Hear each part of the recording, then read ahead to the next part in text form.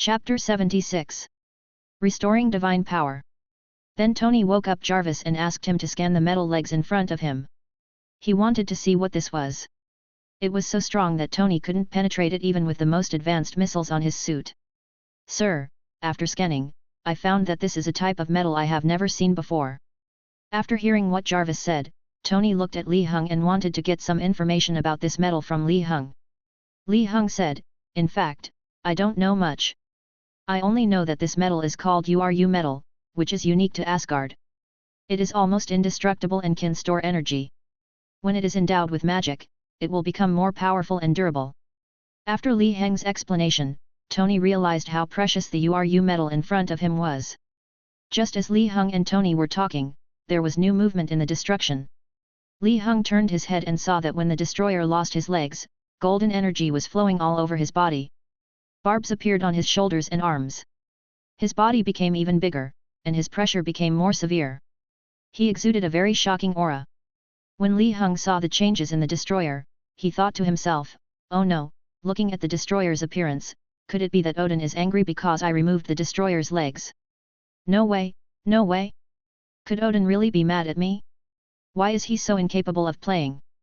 Originally, the attacks between Li Hung and the destroyer did not cause much damage to both sides, so Li Hung and the destroyer were evenly matched, which surprised several people in Asgard. But Li Hung didn't expect that when Odin saw Li Hung removing the destroyer's legs, he started to get a little angry. Otherwise, why would he strengthen the destroyer again? But there was a reason why Li Hung took off the destroyer's legs. If Odin hadn't controlled the destroyer to use an enhanced version of the laser on Li Hung that time, Li Hung wouldn't have been so angry. However, Li Hung's top priority now is to quickly find a way to resist the destroyer's attack. Thor, who was standing next to him, also noticed the changes in the destroyer. At the same time, Tony saw the destroyer move, so he asked, "Hey, Li, didn't you say everything was fine? Why is it still like this?" Thor suddenly stood up from Sif's arms, ran to the front of the destroyer, blocked Li Hung and the others behind him, and shouted, "That's enough, Loki, I know it's you. Your target should be me now, so stop attacking others. I'm right in front of you, so do it." Through the information he had learned, Thor was certain that the destroyer was controlled by Loki, so Loki must be able to hear what he said. Then the destroyer's transformation paused for a moment, and then the destroyer seemed to stop and no longer move forward. Seeing this, Thor smiled happily. He knew that Loki actually didn't want to kill him. Just when Thor was about to speak to Li Hung, boom! Thor was knocked flying by the destroyer's punch. Thor was caught off guard and he had no divine power anymore, so after being flown out, he fell heavily in front of Sif. Then Thor fainted. No, it should be Thor who died, pretending to be dead. Thor is still an Asgardian, and a royal of Asgard. His body is full of Asgard royal blood, and Odin will not let Thor die like this. Because when Thor stood up to protect his friend, when he was willing to sacrifice his life for his friend in exchange for Loki's giving up the attack, Thor's qualities at that moment finally moved Mjolnir again and won Mjolnir's recognition. At this time, the spell that Odin left on the hammer became ineffective. Loki controlled the destroyer, and when he saw that Thor had no breath, he thought that Thor was really dead, so Loki prepared to take back the destroyer's legs and then leave the earth. The next moment, the sky began to be covered with dark clouds, lightning and thunder, and in just a few seconds, the sky became completely dark. Thor's hammer, Mjolnir, which was more than 10 kilometers away, took the initiative to fly into the air and flew towards Thor.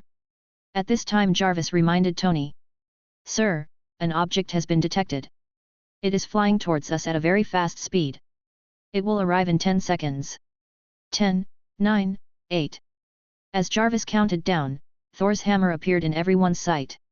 Everyone watched as Mjolnir flew straight towards Thor who was lying on the ground. Just when the hammer was about to hit Thor, Thor suddenly stretched out his hand and caught the flying Mjolnir out of thin air. Then, Mjolnir burst out with a dazzling silver light and connected with the lightning in the sky. Thor's entire body was directly wrapped by the thunder and lightning in the sky. After a few seconds, the lightning finally stopped and Thor's figure appeared. Thor was seen wearing his battle armor with a cloak on his back, looking very majestic. Thor knew that everyone around him was looking at him, so he didn't say hello to them, but flew directly towards the destroyer. Only then did Loki react and tried to control the destroyer to leave, but it was too late. You know, Thor had a very frustrating time these days when he lost the power of the god of thunder. He couldn't beat anyone he met. In addition, Thor's hands had been itching for a long time after watching the battle between Li Heng and the destroyer. Now that he has recovered his strength, he just wants to have a good and satisfying fight. Thor had already seen Li Heng's strength. He was someone who could fight against the destroyer. Thor knew that he might not be able to defeat him. Then, the destroyer whose legs were removed by Li Heng and the destroyer controlled by Loki are undoubtedly the best targets now. Boom! Thor flew in front of the destroyer, swung his hammer around, and hit the destroyer on the head. Li Heng on the side clearly saw that when the destroyer was hit by Thor, it silently recovered to its previous state of being badly beaten. Li Heng grinned. He knew that it was definitely Odin who secretly controlled the destroyer. When facing Thor's attack, Odin was ready to let him go. Next, Thor vented his discomfort on the destroyer. Then Thor used Mjolnir to directly draw the power of thunder in the sky, forming a huge storm that enveloped the destroyer. Then Thor cast the power of thunder on the destroyer's head. Chapter 77. There was a loud bang. And then the wind, clouds, thunder, and lightning in the sky all dispersed and disappeared at once. Thor's figure appeared, and there was only a pile of scrapped and scattered things on the ground beside him. Upon closer inspection, it was the destroyer armor.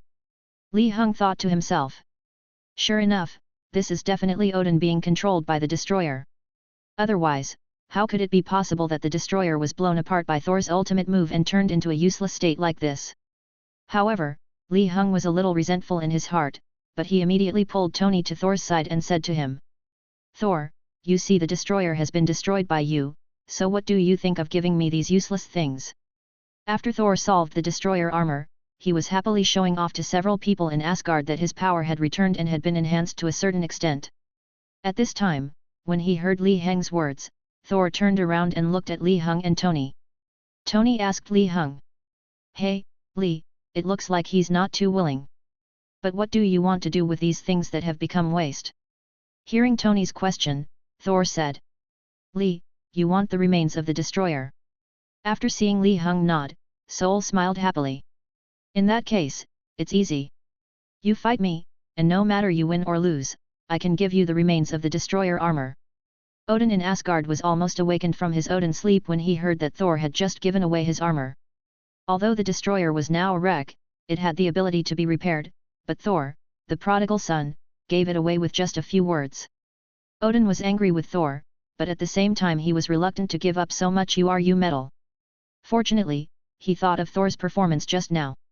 Obviously, Thor's character and personality have been improved after this training. Since Thor has agreed to send the destroyer armor, let him do as he wishes. When Li Heng heard Thor's request, his face was full of question marks. He didn't understand why Thor would make such a request. If he didn't want to give it, he could just refuse directly instead of going through all the trouble. He also said that he could give it regardless of winning or losing. If he was willing to give it, he wanted to fight with Li Heng. At this time, Tony said. Wow, Li, it looks like Thor has regained his strength and is confident enough to challenge you. When Li Heng saw Thor's determined eyes, he knew that Thor simply wanted to fight with him, so if he wanted to get the wreckage of the destroyer armor, he had no choice but to agree to Thor's request. So Li Heng agreed to Thor, and then the two of them came to an open and uninhabited area nearby and fought against each other. Then Li Heng said. Thor, let's just stop here this time and not use any extremely powerful forces, otherwise it will cause great damage to the surroundings. Okay, I agree. Neither of them spoke, but instead focused on looking at each other, trying to detect the other's attacking intentions. Just as Tony and the others were getting anxious, the two men moved at the same time, and both went towards each other, and both of them decided to use their fists to fight. So, in the eyes of others, Li Heng and Thor met at the center point, and both of them raised their right hands, clenched their fists, and punched out hard. Boom! The two fists hit each other, and then Li Heng and Thor began to change their body positions, one continued to attack while the other switched to defense. Then, in the eyes of Tony and the others, Li Heng and Tony began to fight in close combat. But the fighting between the two of them is not quite the same as on Earth, because both of them possess enormous power, so the effect of their fighting is much more exaggerated than conventional fighting. Then after 10 minutes of close combat, Li Heng finally had better endurance than Thor because he had been tempering his body with the power of space and maintaining his physical strength. When he saw Thor's power was reduced, Li Heng increased the speed of his attack and hit Thor with a series of accelerated moves. Thor was stunned by Li Heng's sudden attack, and then he had no extra strength to defend himself, and was directly knocked out by Li Heng. After flying out and lying on the ground, Thor did not become angry because of being defeated by Li Heng. On the contrary, he did not stand up immediately, but laughed. Li, haha, I almost know your limit. Just wait, I will fight you again next time. Li Heng came over and wanted to help Thor up. After hearing what Thor said, he also laughed. Ha, then you have to keep working hard. I'm improving very quickly. Be careful or you won't be able to catch up with me. As he spoke, Li Heng stretched out a hand and placed it in front of Thor, motioning him to stand up. Thor stretched out a hand, stood up with the help of Li Heng, and said, Li, my friend, the destroyer armor is now yours. After hearing Thor's words, Li Heng showed a smile on his face. It was obvious that Li Heng was very happy to get the destroyer armor. He did not expect it to be so smooth. He was worried that Odin would come forward to stop Thor and disagree to give him the destroyer armor. But now it's good, just a fight with Thor, and I got the destroyer armor. This made Li Heng start to think more, there are still many treasures in Odin's treasury, if he fights with Thor. Well, Li Heng shook his head. That was not realistic at all. Do you really think that the people in Asgard are simple? Thinking of this, Li Heng abandoned the unrealistic idea in his mind. However, when Coulson heard that Thor had actually given the destroyer armor to Li Heng, he wanted to say something, but he finally opened his mouth and gave up. Based on his understanding of Li Heng, if someone wanted to take the destroyer armor for free after confirming that the item already belonged to Li Heng would not agree. However, Coulson was not going to ask Li Heng for the destroyer armor, but Tony was not going to be polite with Li Heng. He came directly to Li Heng and asked him, Li, you didn't answer the question I asked you just now. What do you want these wreckages for? Chapter 78. Li Heng explained to Tony at this time. The destroyer armor is made entirely of URU metal. I should have told you about the properties of URU metal. Think about it carefully. Even if the destroyer is scrapped now, the metal all over its body is still there. So much URU metal is a good thing. Oh, so this metal is very precious? Tony asked. Li Heng said, that's right, that's why I asked Thor for the remains of these destroyer armors. Then, can you give me some URU metal so I can study it? When Tony heard Li Heng say that this metal was rare and precious, he could no longer hold back and asked Li Heng directly for some, wanting to go back and study it. Of course you can. I originally wanted these URU metals for you to use in your research. I don't want much, so the rest will be given to you for your research. Also, I can give you a reminder. However, although Li Heng said that he wanted to remind Tony, he did not continue. Tony knew that Li Heng had something to say, so he told Li Heng not to waste time and said quickly, okay, don't keep me in suspense. Just say what you want to say. I can't wait to take these back and start studying them. Li Heng saw Tony's expression and said, okay, I won't tease you anymore. URU metal is a magical metal. It can be endowed with magic to increase its strength. After saying that, Li Heng gave Tony a look that said you know what I mean, then Li Heng went over to find Sol who was talking to Jane and asked Sol. Thor, now that everything is resolved and your powers are back, what are your plans now? Hearing Li Heng's question, Thor reluctantly came out of his cheerful conversation with Jane and looked at Li Heng. At this time, Li Heng noticed Sif standing next to him. Seeing Sif's resentful look at Thor, Li Heng was frightened. He really couldn't figure out whether Thor was so careless that he couldn't feel the invisible but stressful emotion, or whether Thor was pretending not to see the secret rivalry between Sif and Jane. However, Li Heng was too lazy to care about Thor's affairs. He just wanted to know what Thor was going to do next. If he was going to stay on Earth for a while, then Li Heng could only continue to accompany Thor. After all, the things that Ancient One asked him to do had to be done well. She would directly check in the dark what you did. But at this time, Sol said to Li Heng. Oh, Li, I'm going back to Asgard to clean up this mess that Loki has made. Then everyone followed Thor to the place where Sif and the 3 Asgardian warriors landed. They saw a rainbow bridge symbol on the ground there. Everyone wanted to see the Rainbow Bridge in mythology and see the large teleportation array that could transmit ultra-long distances between galaxies and planets. Thor led everyone in Asgard, stood together, and then shouted loudly to the sky. Heimdall, quickly open the Rainbow Bridge to take us back. Thor shouted Heimdall loudly, but after shouting a few times, Thor and the others found something wrong. Logically, as long as Thor shouted, Heimdall would open the Rainbow Bridge, but now Heimdall had no response and Thor and the others panicked. Then several people started shouting loudly. Heimdall, come and take us back. Heimdall. Thor took the opportunity to say goodbye to Jane again, which made Sif roll her eyes. Finally, under the tireless shouting of several people, Heimdall recovered from being frozen, then slowly walked to the control point of the Rainbow Bridge, inserted the sword in his hand into it, and opened the Rainbow Bridge. Li Hung and his friends on Earth saw from afar a beam of colorful light flying from the sky. With a swish, it enveloped Thor and his friends. Then Thor waved to Li Hung and was taken away by the colorful light, leaving only the symbol of the Rainbow Bridge in its place. At this time, Tony couldn't help but ask Li Hung. Li, do you know what Thor and the others were shouting just now? Is it the spell to open the Rainbow Bridge? Can I open the Rainbow Bridge like this? Coulson also pricked up his ears, ready to listen to what Li Hung had to say. Ha ha ha. Li Hung was heard laughing.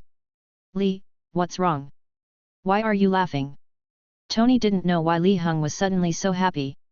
Oh, Tony, let me explain it to you. Heimdall, that's what Thor called just now, is a person's name, not a spell.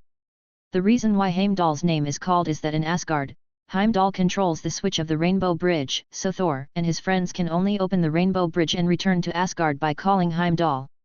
After hearing Li Hang's explanation, Tony realized that he was wrong. Afterwards, several people returned to the place where they fought with the destroyer, collected the wreckage of the destroyer, and Tony and Li Hung prepared to go back. At this time, Li Hung looked at Coulson and said, "Okay, Coulson, you've been busy following us these past few days. Now that everything is over, you can go back." As he spoke, Li opened the portal leading to Tony's villa. Just as he was about to go in, Li Hung turned to Coulson and said, "By the way, the secret information you heard from me these days is your reward for following me around these days. I'll take care of it for you." After saying that, Li Hung and Tony passed through the portal, and then the portal disappeared in front of Coulson.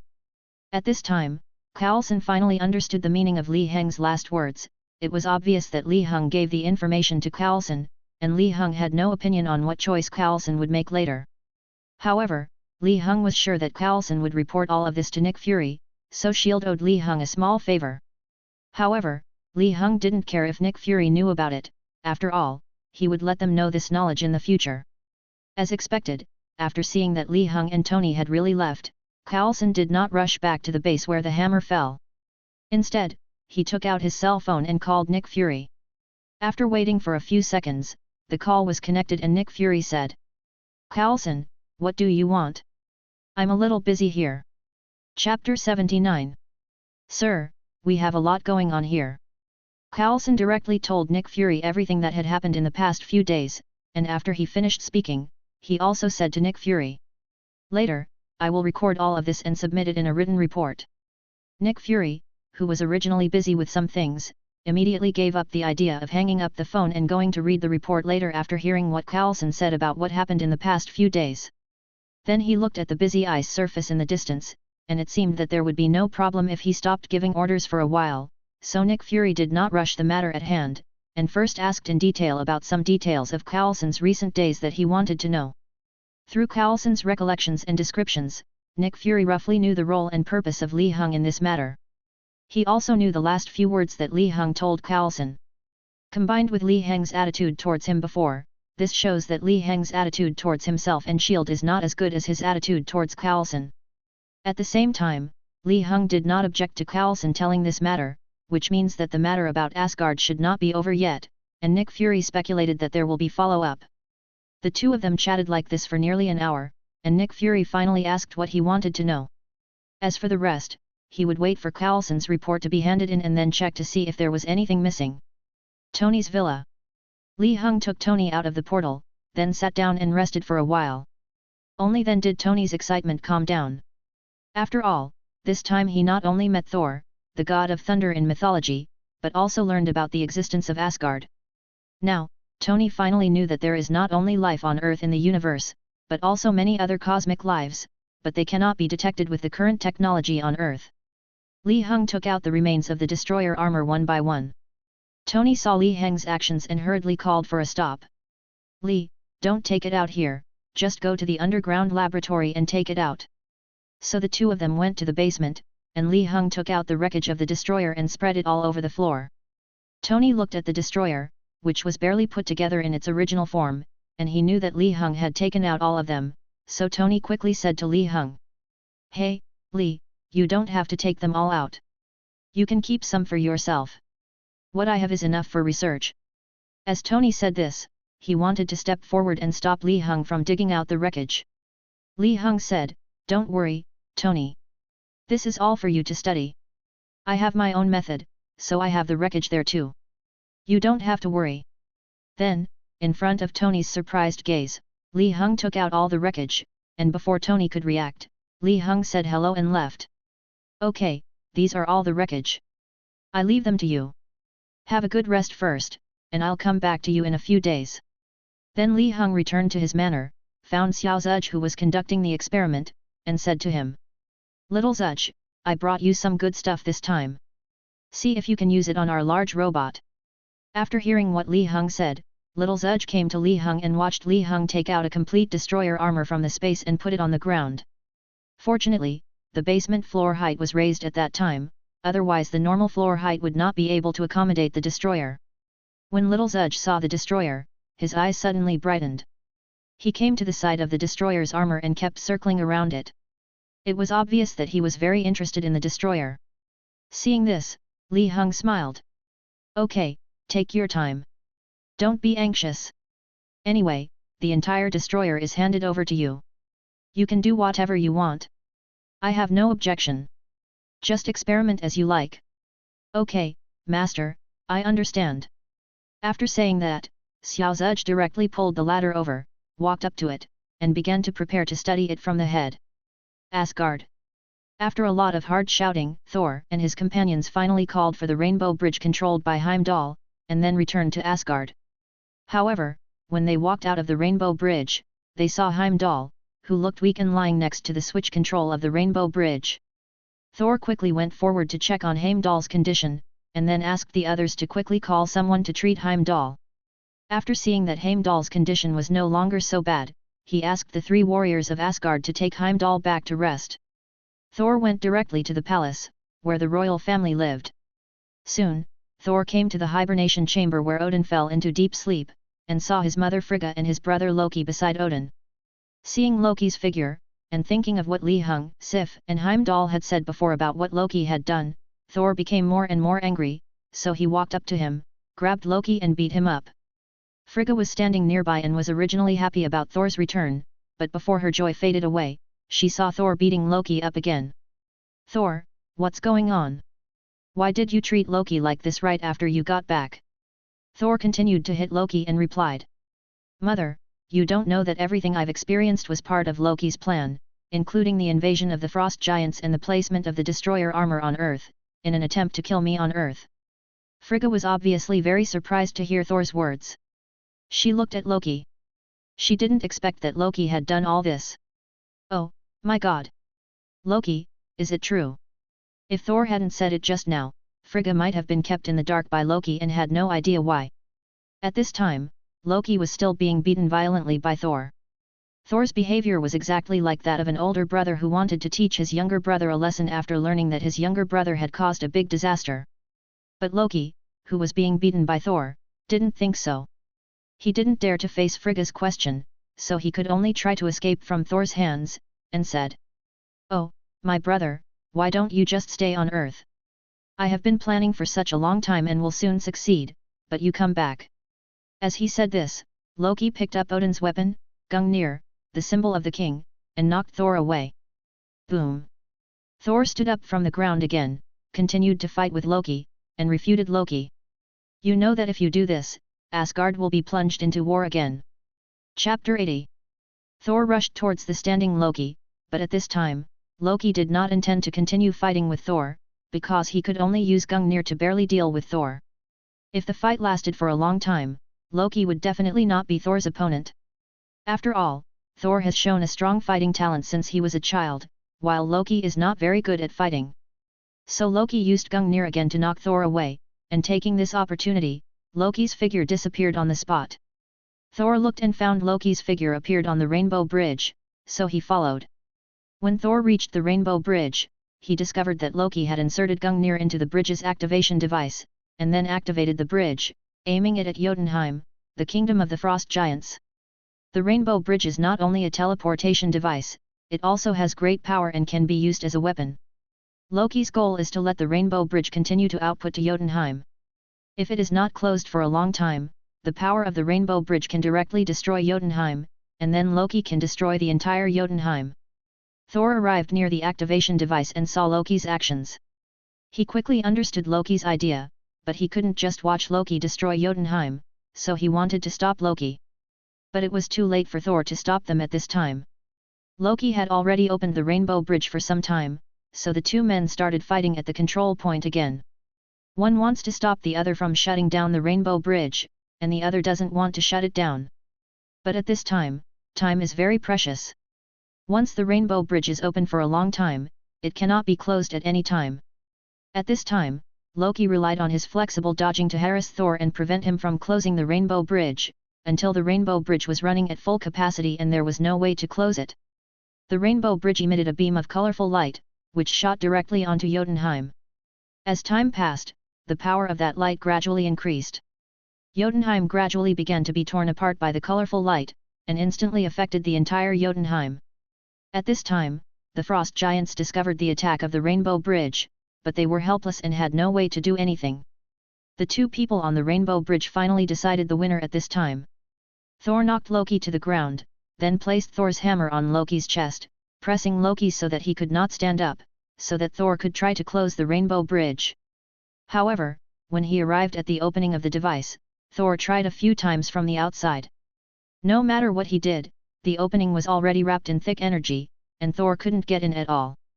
Then Thor had no choice but to attack the opening of the device, trying to make a hole to get inside, but he was powerless.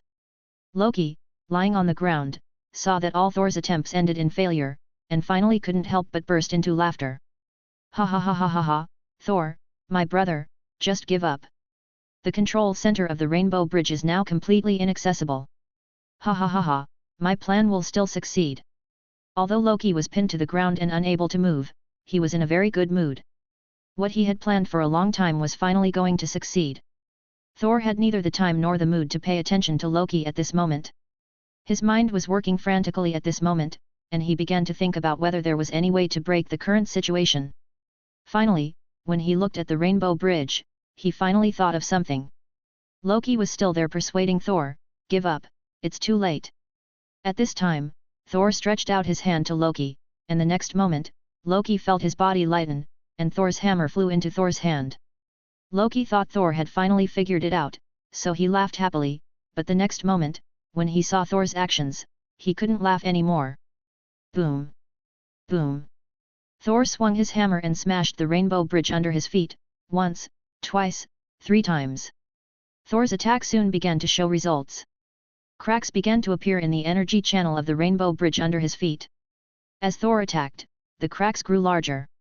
At this time Loki shouted to Thor. Are you crazy? Attacking the Bifrost like this? Do you know how important the Bifrost is? However, Thor simply turned a deaf ear to Loki's words and ignored him, continuing to smash. At this time Loki said, don't you want to go back to Earth to visit Jane? When Thor heard Loki mention Jane, he paused in his action of smashing the bridge. Just when Loki wanted to breathe a sigh of relief, Thor smashed it down again. Boom! The energy channel of the Rainbow Bridge was finally blown up by Thor, which directly led to a huge explosion on the Rainbow Bridge. At the same time, as the explosion sounded, the Rainbow Bridge finally stopped working, the colorful energy light disappeared, and only a remnant of the Rainbow Bridge was left. The opening control point at the end was blown out of sight. At the same time, Odin appeared on the Rainbow Bridge, but because he was still in a sleeping state, it was not his real body that came, but a phantom. This shows how much shock Odin had to face when the explosion of the Rainbow Bridge came, and he had no time to wake up. His shadow went straight forward and grabbed Thor, who was about to be blown away. Thor grabbed Gungnir, and at the other end of Gungnir was Loki. When Thor saw Odin, he was very surprised. He didn't expect his father to appear at the last moment and save him and Loki. Loki at the bottom also saw Odin at this time. He looked at Odin, as if asking Odin how he was doing these days. However, Odin did not do as he wished. Instead, he slowly shook his head at Loki. At this time, Loki could no longer hold back and burst out. He shouted loudly. "You all don't understand me. What I want is not the throne of Asgard at all. I just want one thing, and that is equality with you." Loki was finally disappointed. Seeing Odin shaking his head, he became disheartened and finally yelled at Thor, expressing his inner thoughts. Then, as if he had made up some kind of decision, he firmly let go of the hand holding Gungnir, and then fell into the space gap in the universe. The moment Thor saw Loki let go of his hand, he never expected that Loki would let go of his hand so resolutely. "No, Loki, no!" But no matter how loudly Thor shouted, it was of no use. He could only watch Loki disappear into the dark crack of the universe. Chapter 81. After this incident, Thor finally became the next king of Asgard and Odin's successor, but Thor's mood has always been bad. Odin is in deep sleep, Loki disappears, the Rainbow Bridge is destroyed, and Thor can only stay in Asgard and can't go anywhere, while missing Loki. Asgard temporarily returned to peace. New York. Tony studied the destroyer armor for several days and finally made some progress. He was temporarily able to melt the URU metal and turn all the debris into its original metal form. Then, Tony encountered a problem. He didn't know how to experiment with the magical properties of URU metal as Li Hung said. Tony had no choice but to call Li Hung and ask him to come to the villa. "Okay, Tony, wait till I get over there." After receiving Tony's call, Li Hung also knew why Tony was looking for him, so he agreed to go over immediately and prepare to help Tony do some experiments. Li Hung came to the basement of the villa and found Tony, who was looking worriedly at a pile of metal. "Oh, Li, you're finally here. Come on, help me. I've been troubled by this for a long time." "Li Hung, Tony, can you melt all the destroyers into metal?" Tony looked up, of course. But then Tony looked embarrassed again, because he knew nothing about magic. The only thing he knew was from what he saw Li Hung do. However, with his limited magical knowledge, it was obviously difficult to continue the experiment when facing the URU metal. After facing the URU metal for a while, Tony remembered that although he didn't understand magic, he knew someone who did. So Tony called Li Hung for help. However, after listening to Tony's explanation, Li Hung was a little confused. Because Li Hung only knew how to use magic, and he had not systematically studied the magic principles and corresponding knowledge, so he could not provide much help to Tony. So Li Hung thought for a while and said to Tony, "Tony, don't worry. I'm going to find the Ancient One and tell him about Thor's incident. We can go see Ethan and have him come back to help you. I can't stay with you for a long time. It would be very inconvenient if you suddenly want to do an experiment. It would be convenient if Ethan comes back after completing his studies." When Tony heard this, he thought what Li Hung said made sense, so he did not continue to urge Li Hung to help with the experiment. Instead, he changed his clothes and went to Kamar Taj with Li Hung. Li Hung went to find Ancient One to explain the situation, while Tony went to find Ethan. When he came to the room, Li Hung met Master Ancient One. Because he had seen her many times, Li Hung was not as nervous as when he first met her, but he still had the necessary respect for her. "Master Ancient One." After entering the room, Li Hung first greeted Gu Yi, and then at Gu Yi's gesture, he sat down opposite Gu Yi. Then Li Hung told him about Thor's situation. After hearing what Li Hung said, Gu Yi nodded to show that he understood.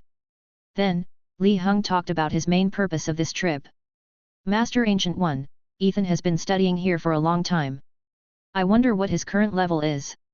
Ancient One said, "Ethan is a very talented student. To date, he has learned all the basics. All that remains is to put the magic he has learned into practice." Hearing Gu Yi say this, Li Hung was obviously happy, because if Ethan had learned all the knowledge, it meant that Ethan didn't have to stay here and he could go back. So Li Hung said, "In this case, I want Ethan to go back. Is that possible?" Gu Yi glanced at Li Hung. Although the expression on her face did not change, Li Heng could feel the change in Gu Yi. She obviously did not agree with what Li Heng said. Li Heng thought about it and it seemed to be true. After all, it was he who asked Ancient One to let Ethan learn magic, but now Ethan has finally completed his studies in Kamar-Taj, and he suddenly brought Ethan back, which is equivalent to getting Kamar-Taj for free. It seemed that Li Heng knew that his request was a bit excessive, so he changed his request. How about this? Let's see if it works. Ethan has learned all the knowledge now, and what he needs is practice. In this case, send Ethan to the New York Temple and let him be the resident mage in the New York Temple. There will be no restrictions on Ethan's movements. He can go back to Tony anytime he wants. Li Heng said a lot, but his most important purpose was to get Ethan back, but this statement was a little euphemistic. Gu Yi thought about it for a while and agreed to Li Heng's request. Afterwards, Ancient One called Ethan and asked him to report to the New York Temple, and hinted to Ethan that he could return to Tony at any time and no one would care about Ethan. But Ethan must remember that he is still a member of Kamar-Taj and has not left Kamar-Taj. Ethan expressed his gratitude directly. Thank you very much for agreeing to let me learn magic. Teacher, please rest assured that although I will no longer live in Kamar-Taj, I have always been a student of Kamar-Taj and will not forget your teachings. Hearing Ethan's words, Gu Yi nodded. Well, then you can pack up and leave. Ancient One's words made Ethan and Tony very excited. Ethan was excited because he could finally go back. He had been studying in Kamar-Taj for a long time. Tony was excited because Ethan could go back and help him with experiments. Just like that, several people happily returned to the New York Temple. Ethan took Ancient One's order and quickly finished his business, and then several people returned to Tony's villa. Looking at the villa that he hadn't seen for a long time, Ethan suddenly felt very excited. He finally learned the magic he had been looking forward to for a long time and returned. At this time, they met Pepper, who came back from the company. Oh my God, Ethan, is that you? It's been such a long time. When Pepper saw Ethan, she couldn't believe it, and walked up to him and hugged him excitedly.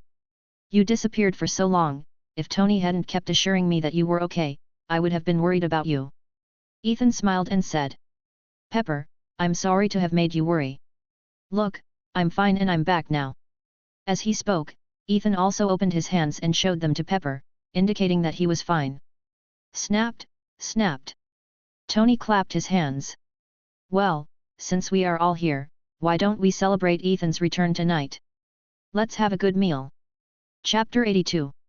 Afterwards, Tony asked Jarvis to order a large table of food. In the evening, he had a meal with Li Heng, Pepper, and Ethan in the villa.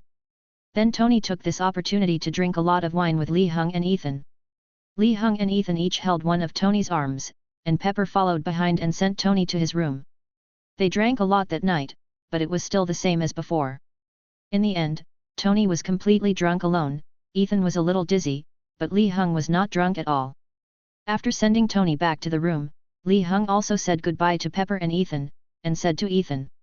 Ethan, you should get some rest tonight. I'll come back tomorrow. Tony needs your help with an experiment. Experiment? What experiment? Ethan asked. He was curious about what experiment Tony would need his help with. Li Heng said. Okay, stop being curious tonight and have a good rest. You will know tomorrow. Pepper, I'll be leaving first. After saying that, Li Heng said hello to Pepper and left the villa directly. The next day, Li Heng arrived at the villa early and met Ethan, who also got up early. Ethan was practicing on the lawn and stopped when he saw Li Heng. Li Heng said. Ethan, are you up so early now? Oh, Li, I'm used to getting up at this time. When I was in Kamar-Taj, everyone got up very early to exercise. Li Heng nodded. He could already imagine how hard and diligent Ethan had worked when studying in Kamar-Taj, which was why he was able to learn all the basic magic knowledge in a relatively short period of time. While the two were talking, Pepper came out. She saw Li Heng and Ethan talking on the lawn, so she came forward to greet them and explain to them. Oh, Tony isn't up yet, he's always like that. It's okay. He drank yesterday. We just need to wait for a while. Neither Li Heng nor Ethan cared, after all, they both knew Tony's living habits. But not long after, Pepper made a simple breakfast and called Li Heng and Ethan to eat together to fill their stomachs. When the few people had almost finished eating, Tony walked out of the room to the restaurant in a daze and saw the few people eating. After a simple greeting and a few bites of food, Tony finally woke up completely, and then he couldn't wait to take Li Heng and Ethan to the underground laboratory. In the laboratory, Tony brought Ethan to the URU metal. Ethan saw a large pile of metal on the ground and he didn't know what was going on. "Tony, you brought me here to see this? What is this?" Ethan asked curiously. It seemed that a lot of things happened during the time he was away. Then Li Heng and Tony supplemented each other and told Ethan about Thor. After listening to the two people's stories, Ethan realized that there were other races outside the Earth, and Asgard should be the most powerful cosmic civilization around the Earth. So Ethan looked at the URU metal in front of him. He had learned from the words of the two that the metal in front of him had excellent magical properties and could increase its strength by being enchanted. This immediately aroused Ethan's great interest. When Ethan came over to check the URU metal, Tony said, "Ethan, help me determine the properties of URU metal as quickly as possible, and then we can try to use URU metal to make battlesuits." Sure enough, after hearing Tony's words, Li Heng knew that his guess about Tony was not wrong at all. When Tony had the URU metal, he definitely put making battlesuits first. At this time, Tony seemed to remember something, turned his head and said to Li Heng, "Hey, Li, do you remember the surprise I told you about before?" "Of course I remember, what's wrong?" Tony stroked his beard and said, "Well, last time I told you, I can give it to you once the matter with Thor is over." Li Heng nodded, indicating that Tony was right, and that was what Tony said last time. "Well, maybe, this time will have to be postponed a little bit." Tony pointed at the URU metal. "You can see, now I may have to focus all my energy on making a new suit with Ethan." Li Heng quickly said, "It's okay, Tony, don't worry, take your time, just study the URU metal first." After saying this, Tony was very grateful for Li Heng's understanding, and then he and Ethan devoted themselves to the research. Li Heng watched from the side for a while, and then found that he could not quite understand what they were saying, so Li Heng left the villa. Li Heng could understand why Tony was so anxious to develop a new suit. After all, after watching the battle between Li Heng and the destroyer, Tony was sad to find that he did not provide any help at all, and he could not even break the destroyer's defense. He was even nearly hit by the destroyer twice. Considering the fighting power of the destroyer, if Tony was hit, his suit would obviously not be able to withstand it. In that case, Tony would have to lie at home and recover from his injuries. So Tony couldn't wait to study the URU metal and then upgrade his suit to improve his strength, otherwise the feeling of being unable to contribute would be really uncomfortable. At this time Li Heng came to the company. He hadn't been to the company for several days. This time he had some free time, so he decided to come and take a look. When Lin Yi saw Li Heng, he thought his eyes were blurry. "How come you finally remembered that you still have a company?" Facing Lin Yi's teasing, Li Heng first thanked Lin Yi for managing the company in an orderly manner. Then Li Heng asked about the company's operations, and Lin Yi explained. "There hasn't been any major hot topic recently, except for a while ago when someone found a hammer in New Mexico that couldn't be lifted, but the popularity soon died down."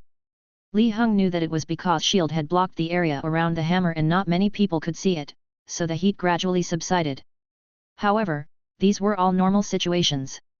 After looking around, Li Heng found that the company was doing well. Without him, Lin Yi was actually doing very well. So Li Heng handed the company over to Lin Yi with confidence.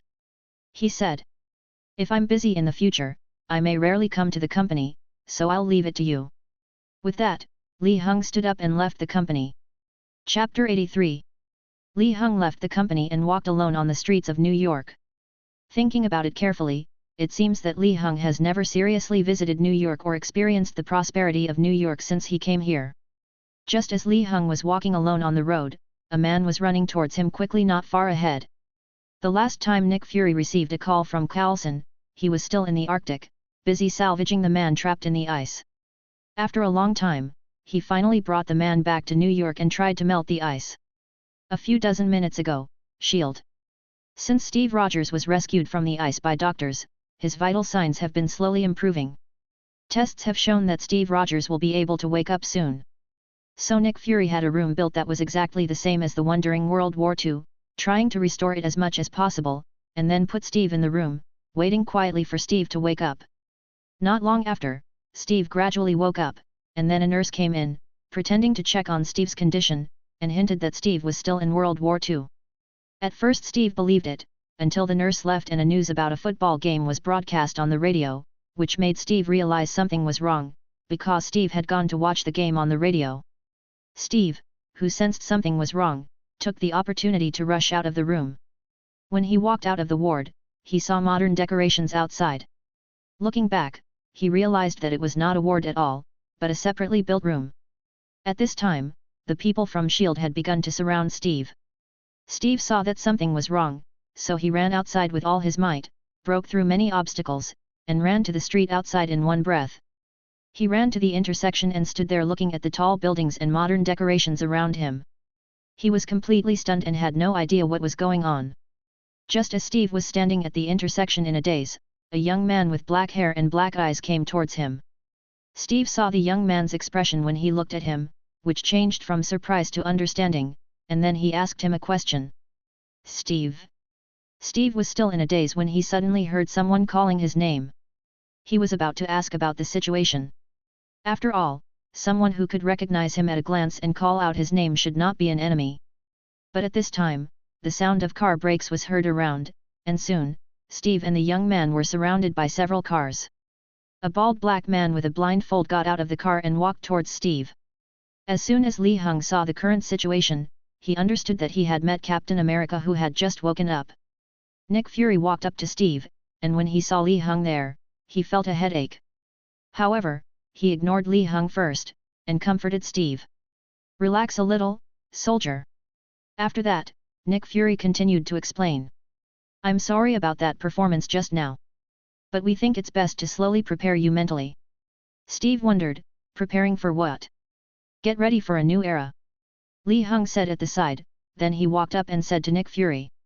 "I really don't like your deception of Steve, even though you think it's well-intentioned." Then Li Hung turned to Steve and said, "Captain, you have been sleeping for nearly 70 years. After hearing this, Steve's face was full of confusion and disbelief. Then he turned around and looked at the busy streets.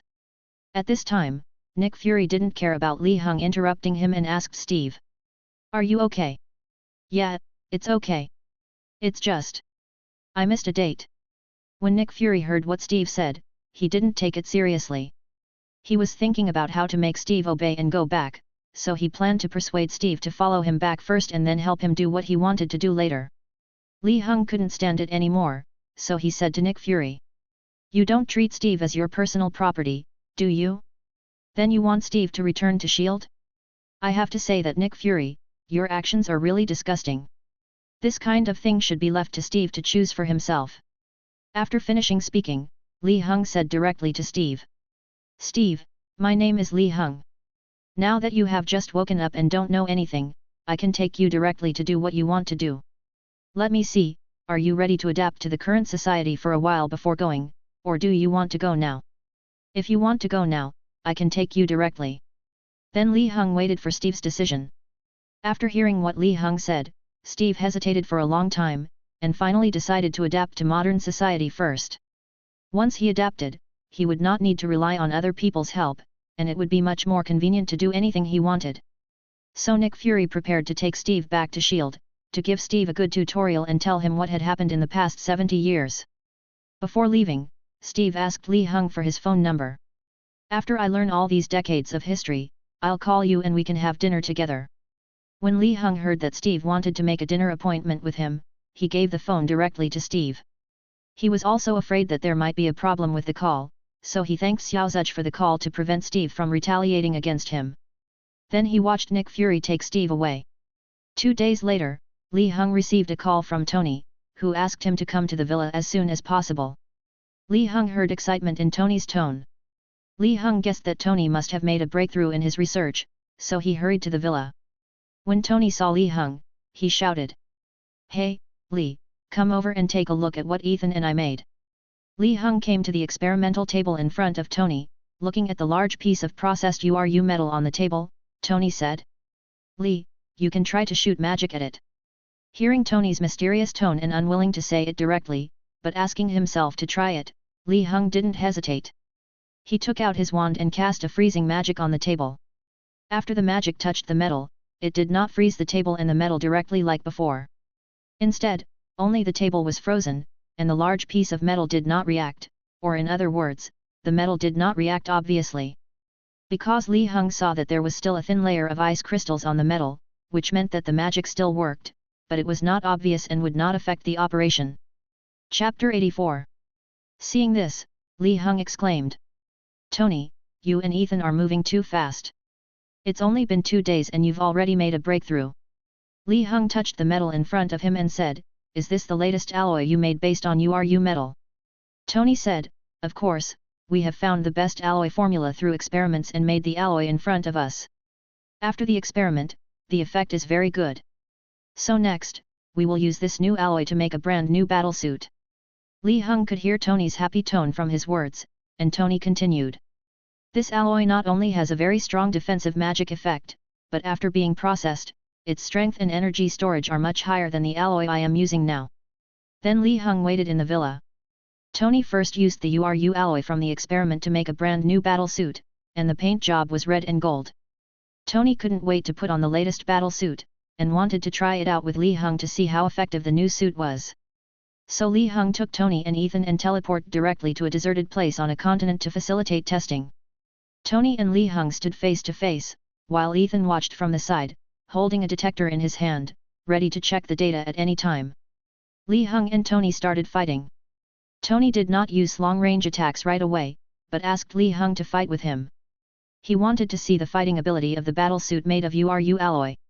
Then Li Heng followed Tony's idea, and the two of them started fighting with their fists.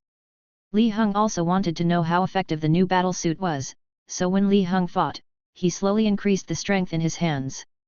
He started with very little force, then slowly increased his force until it gradually approached Li Heng's current maximum strength. When it was close to the maximum, Li Heng used his fist to make a dent in the suit and knocked Tony back a few steps. Tony learned from Li Heng that Li Heng had used almost his maximum strength to just make a dent without affecting the performance of the suit. Tony and Ethan both seemed very happy, as this proved that they were on the right track and there was no deviation. "Okay, Li, let's test the other functions of the suit. I designed the suit to emit energy in the same way as the destroyer, and combined it with my own understanding. I hope the power can be enhanced. As for the defensive capabilities, we will test them at the end." Next, Li Heng accompanied Tony to test the attack and defense capabilities of the battlesuit. After collecting all the data, the three returned to the villa. Tony and Ethan immediately began analyzing the data. Li Heng couldn't help, so he just watched from the side. Soon, Tony and Ethan came to a conclusion: the new battlesuit made of URU alloy has made great improvements in attack, defense, and energy compared to Tony's previous battlesuit, and the improvement should be close to 100%. In this case, Tony, you will become a master in the future. Then if we encounter any problems next time, the three of us can act together. After hearing what Li Heng said, Tony and Ethan nodded at the same time in agreement. Tony couldn't help at all before, which was a bit of a blow to the always proud Tony. Now with a new battlesuit, Tony can't wait to take action. At this time, Li Heng's cell phone rang. He took it out and saw that it was an unfamiliar number. However, after answering the call and hearing the voice on the other end, Li Heng understood. It turned out that Steve had completed his history course at S.H.I.E.L.D., and despite Nick Fury's retention, he still wanted to leave S.H.I.E.L.D. After all, Steve's first impression of S.H.I.E.L.D. was not very good, although Nick Fury had been constantly telling Steve about Li Heng's bad points in the past 2 days. But it's obvious that Steve still doesn't quite believe what Nick Fury said, even though he has learned from Nick Fury that S.H.I.E.L.D. was founded by Peggy Carter. So after leaving the door of S.H.I.E.L.D., Steve called Li Heng as soon as possible. First, he wanted to thank Li Heng for speaking for him before, and second, he wanted to learn from Li Heng about Li Heng's views on the modern world. Steve wants to combine multiple aspects to deepen his familiarity with this world. After receiving the call and hearing Steve's thoughts, Li Heng said, "Okay, Steve, where are you? I'll come pick you up and then we can go eat and talk." After hanging up the phone, Li Heng said, "Tony, you and Ethan go ahead and do your work. I have a friend looking for me, so I won't wait here. I'm leaving first." Tony and Li Heng waved their hands, signaling Li Heng to go. Then Li Heng teleported directly to the vicinity of the S.H.I.E.L.D. building and found Steve waiting on the roadside. "Hey, Steve, how have you been doing in S.H.I.E.L.D. these past 2 days? Are you adapting to your current life? Steve looked at Li Heng, who had just hung up the phone. Not long after, he appeared in front of him. He was very surprised and asked Li Heng directly. Li, why did you come so soon? I've been trying to accept all kinds of new things recently, but now I feel like I took a good night's sleep, and the world suddenly changed drastically, becoming something I never expected. Li Heng smiled slightly and explained to Steve why he came here so quickly. Of course it's because I have superpowers. Then Li Heng prepared to take Steve to find a place to eat. Let's go, let's find a place to eat first, and then we can talk slowly while we eat. But while walking, Steve was still confused.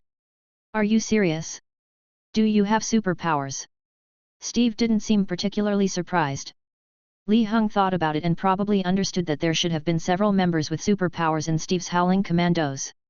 So Steve seemed to be confirming, rather than doubting, whether Li Heng had superpowers. So Li Heng decided to show it to Steve. It just so happens that my family owns a restaurant. How about we go to my house for dinner? That's totally fine with me. But how do we get there? Li Heng chuckled and said, just watch. As he spoke, Li Heng took Steve to an empty corner, then opened a space door and took Steve through it. Steve was not afraid and followed Li Heng without hesitation. Then he found that they were in a restaurant. Chapter 85. Steve asked, Li, this is your ability? Also, is this your family's restaurant? Li Heng smiled and said to Steve. Welcome to my restaurant. Then he took Steve to sit down, and then said. Yes, this is my ability. I can open a space door and go anywhere I want to go. Then Li Heng looked at Steve's expression. Steve looked uncomfortable. Li Heng poured Steve a cup of tea and said. What's wrong? Do you feel that everyone on Earth has all kinds of superpowers now? You can't adapt to it. Steve nodded, thinking that Li Heng was right. Nick Fury showed me all the superpowers on Earth and the disasters they caused over the years. I think they are very different from our time.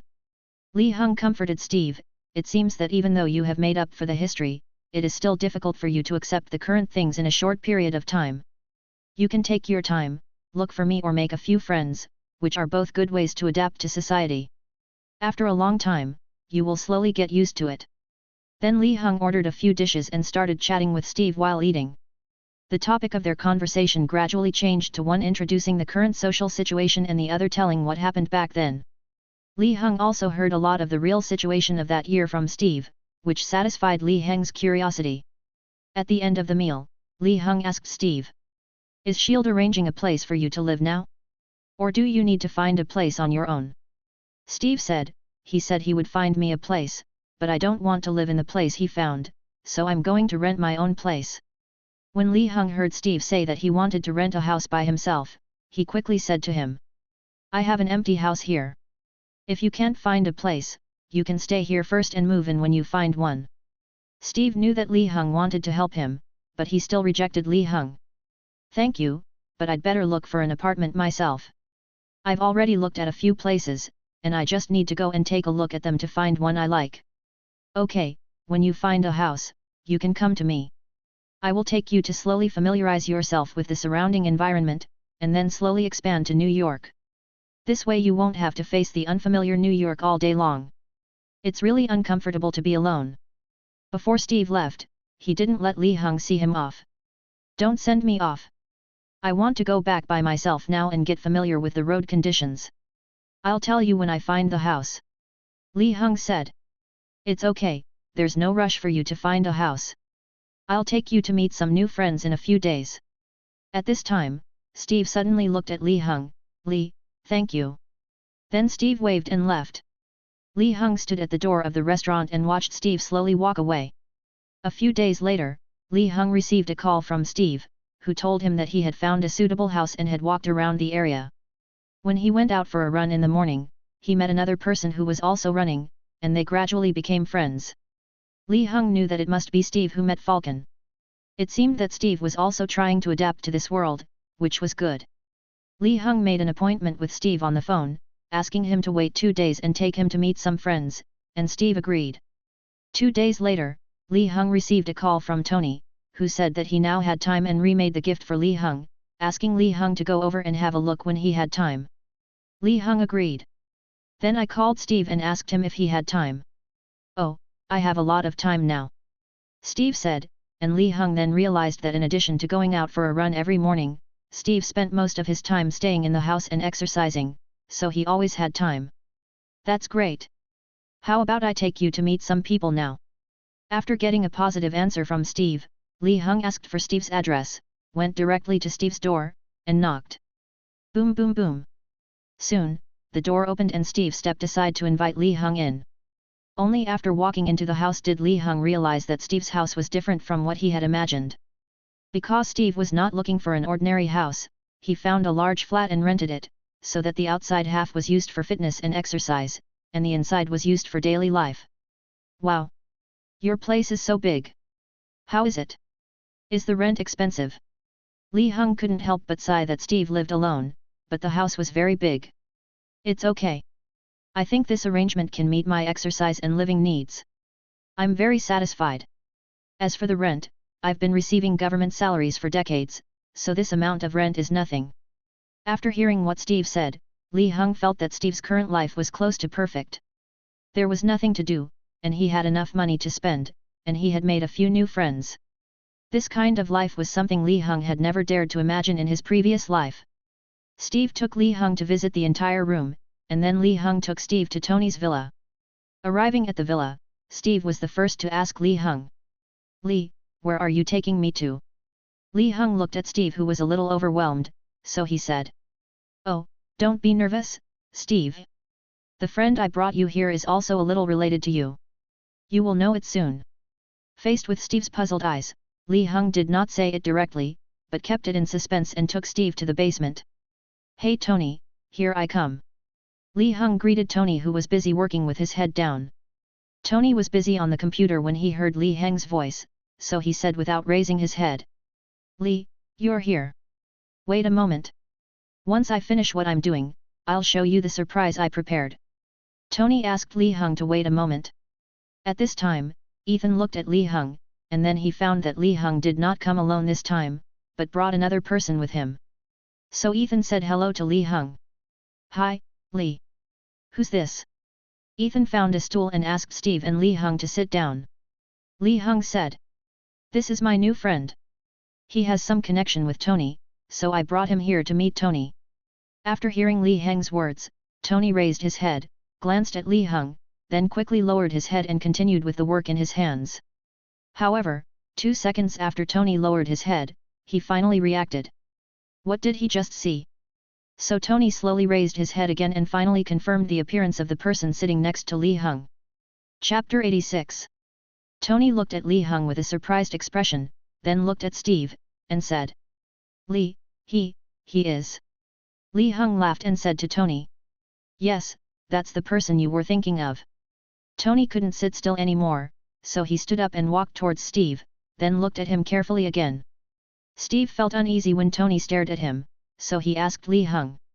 Hey, Li, what the hell is going on? At this time Tony said. Li, is he really Steve? Did you find someone who looks like him somewhere and bring him here? At this time, Tony still didn't quite believe it, because Steve had disappeared for decades and no one could have imagined that he was still alive. Hey? You know me? Steve asked, looking at Tony, hearing his name from his lips. At this time, Li Heng said. Okay, let me formally introduce you, Tony, this is Steve Rogers.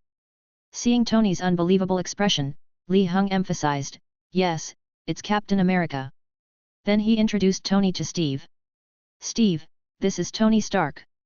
I believe you can tell from his name that he is the son of Howard Stark and the heir of the Stark family. After Li Heng's introduction, the two knew each other's identities, and Tony was very surprised. Oh my god, you're still alive. Oh, sorry, I mean, after all this time, you're still the same. You are Howard's son? Howard and I are old friends, and he has helped me a lot. I didn't expect you to be this old already. One of them was surprised, and the other sighed. Ethan, who was standing beside him, finally understood that Tony's father and Steve were old friends. Coupled with Steve's famous title, Ethan also got to know Steve. Then Tony put down what he was doing, pulled a few people into the living room, sat down to drink, and then talked to each other about the current situation. Because Li Heng had changed Tony's view of his father before, and after experiencing some things with Li Heng, Tony gradually lost the arrogance he had as a rich young man, so he and Steve had a very happy chat. A few people put aside other things for the time being and drank happily. Then she waited until Pepper came home and saw several people drinking there in broad daylight. Just when she was about to get angry, Tony pulled her over and introduced her to Steve's identity. So Pepper decided. In that case, let's go out for dinner tonight. Tony agreed to Pepper's proposal, and then everyone moved to a restaurant outside to have a meal together. When the show was over in the evening, Tony and the others exchanged contact information with Steve to facilitate future contact. Li Heng first sent Steve home, and then went home himself. After returning, Li Heng reacted and slapped his head. When we went to Tony's place today, didn't you say you would show me the surprise he prepared? How come I forgot about it after we talked about it today? Forget it, let's go again tomorrow. Sure enough, just as Li Heng remembered this, he received a text message from Tony, asking him to come over again tomorrow. He forgot to give Li Heng the surprise today.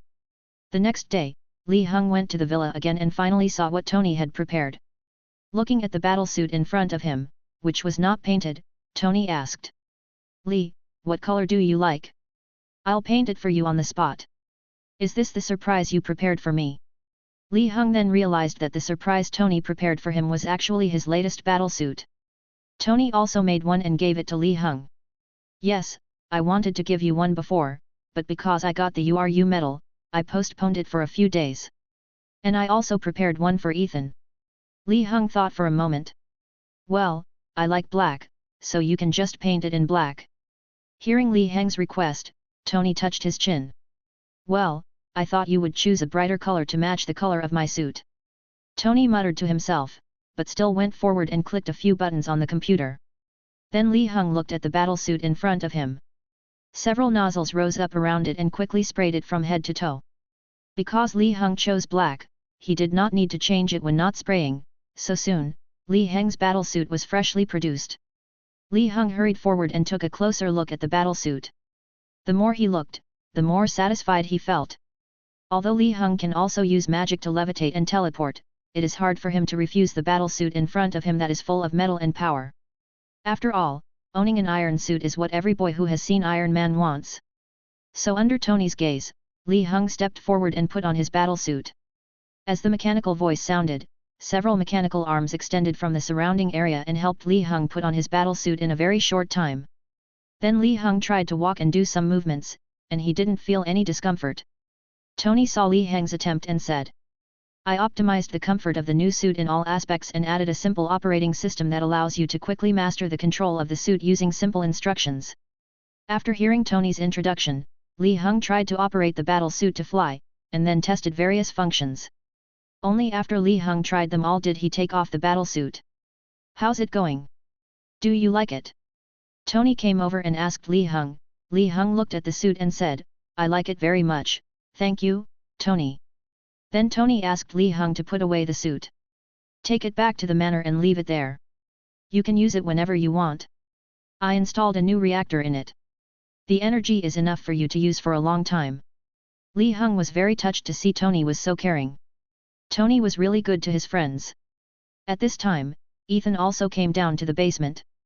He saw Li Heng coming out of the battle suit, and then came over to Li Heng and said, Oh, Li, Tony called you over to try on your suit too. Hi, Ethan, Tony forgot about this yesterday, so he called me here today. I really like the battle suit Tony gave me. I heard from Tony that you have one too. Where is it? Put it on and let me see it.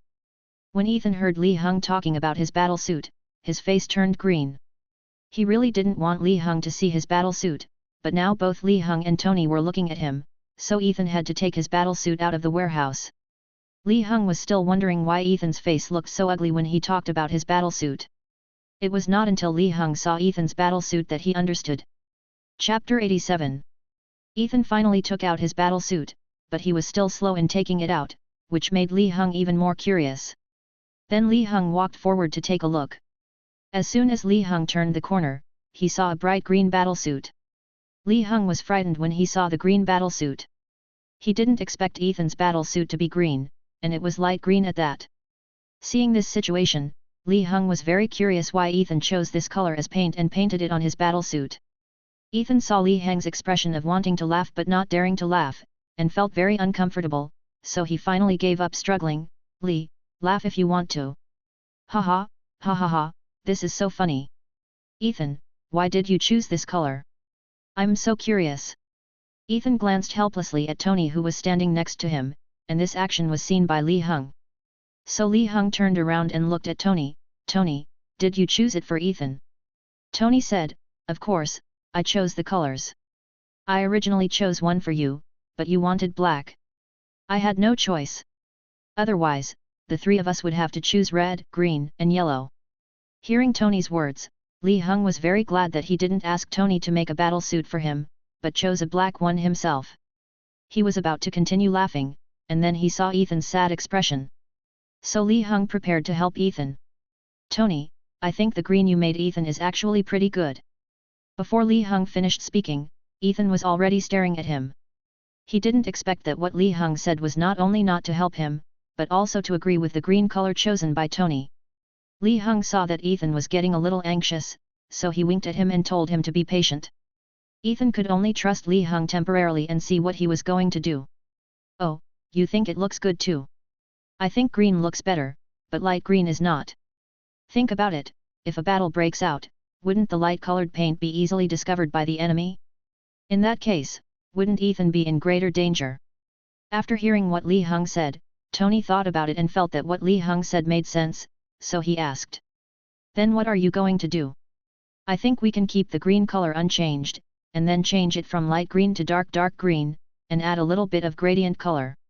It will definitely look very handsome. You can try it. When Ethan saw that Li Hung was really helping him get rid of the light green paint, he quickly agreed. That's right, Tony, you can try it as Li said, maybe it will work. Being urged by the two people, Tony finally asked Jarvis to build a model on the computer and try out the dark green gradient color that Li Hung mentioned. Jarvis, do as Li said, and build a model first to see the effect. Okay sir. Then the three of them gathered in front of the computer to see what the effect would be. The fact is that after the model was built, the dark green gradient color unexpectedly looked good, and then Ethan quickly and strongly asked Tony. Tony, this is very nice. I want to change to this kind of paint. Tony stroked his chin and looked at the screen. Although he didn't want to change his original choice, after staring at the screen for a long time, Tony found that he seemed to like the color that Li Hung mentioned. In the end, Tony had no choice but to modify Ethan's suit. Ethan happily high-fived Li Hung. If it weren't for Li Hung, Ethan would probably have to go out wearing a light green battlesuit. Watching the mechanical arm pick up the prepared paint and spray it, it didn't take long for the brand new dark green gradient battlesuit to come out. Ethan was the first to come to the battlesuit and take a closer look at the new paint. The more he looked at it, the more he liked it. Then Li Hung suggested that he try it on. Ethan quickly put on his battlesuit, found a large piece of glass to look at his appearance, and nodded to show his satisfaction. Afterwards, Li Hung brought his battlesuit back to the manor. He originally wanted to put the suit in the basement, because Li Hung might not need the suit to face various battles, but after thinking about it, Li Hung still put the suit in the space and did not take it out. At this time, Xiao Zhuzh came to Li Hung. Master, I have almost finished making the first generation of large robots. Do you want to see it? Hearing what Xiao Zhuzh said, Li Hung suddenly became excited, because he had been giving the task to Xiao Zhuzh for several years, and now he finally got accurate information. Xiao Zhuzh said that the first generation had been made, so Li Hung followed Xiao Zhuzh to the basement, ready to see what the first generation of large robots was like. Entering Xiao Zhuzh's laboratory, what came into view was a 3-story high humanoid robot. Li Hung stepped forward and patted its feet. Listening to the metallic sound coming from his hand, Li Hung asked. Is the URU metal I brought back used in this robot?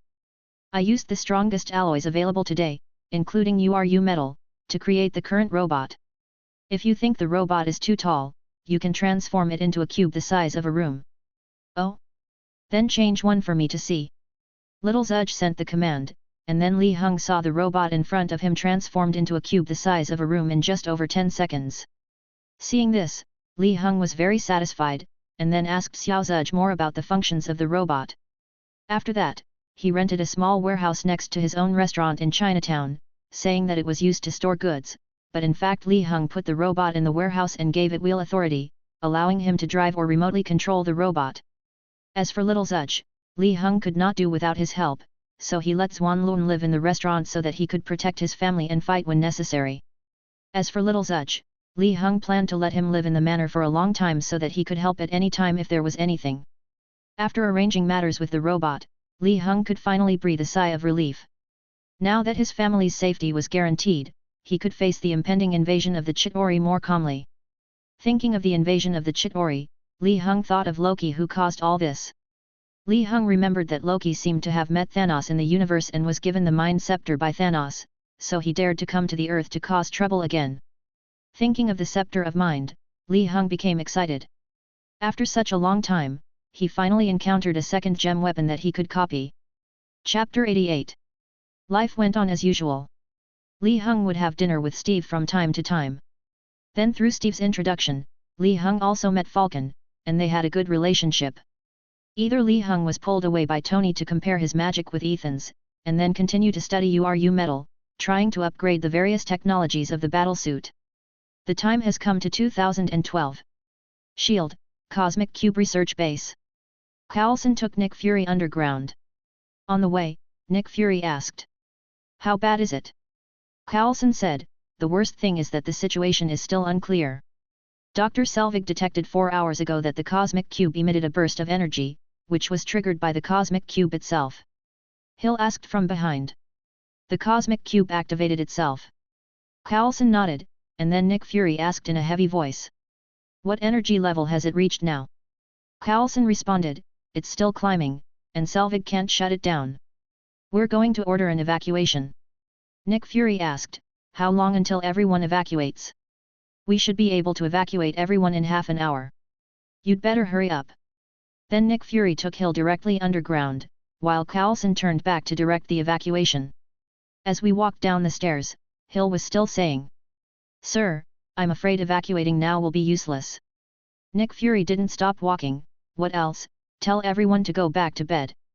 If we can't control the energy of the Cosmic Cube, then it will be useless no matter how far we run."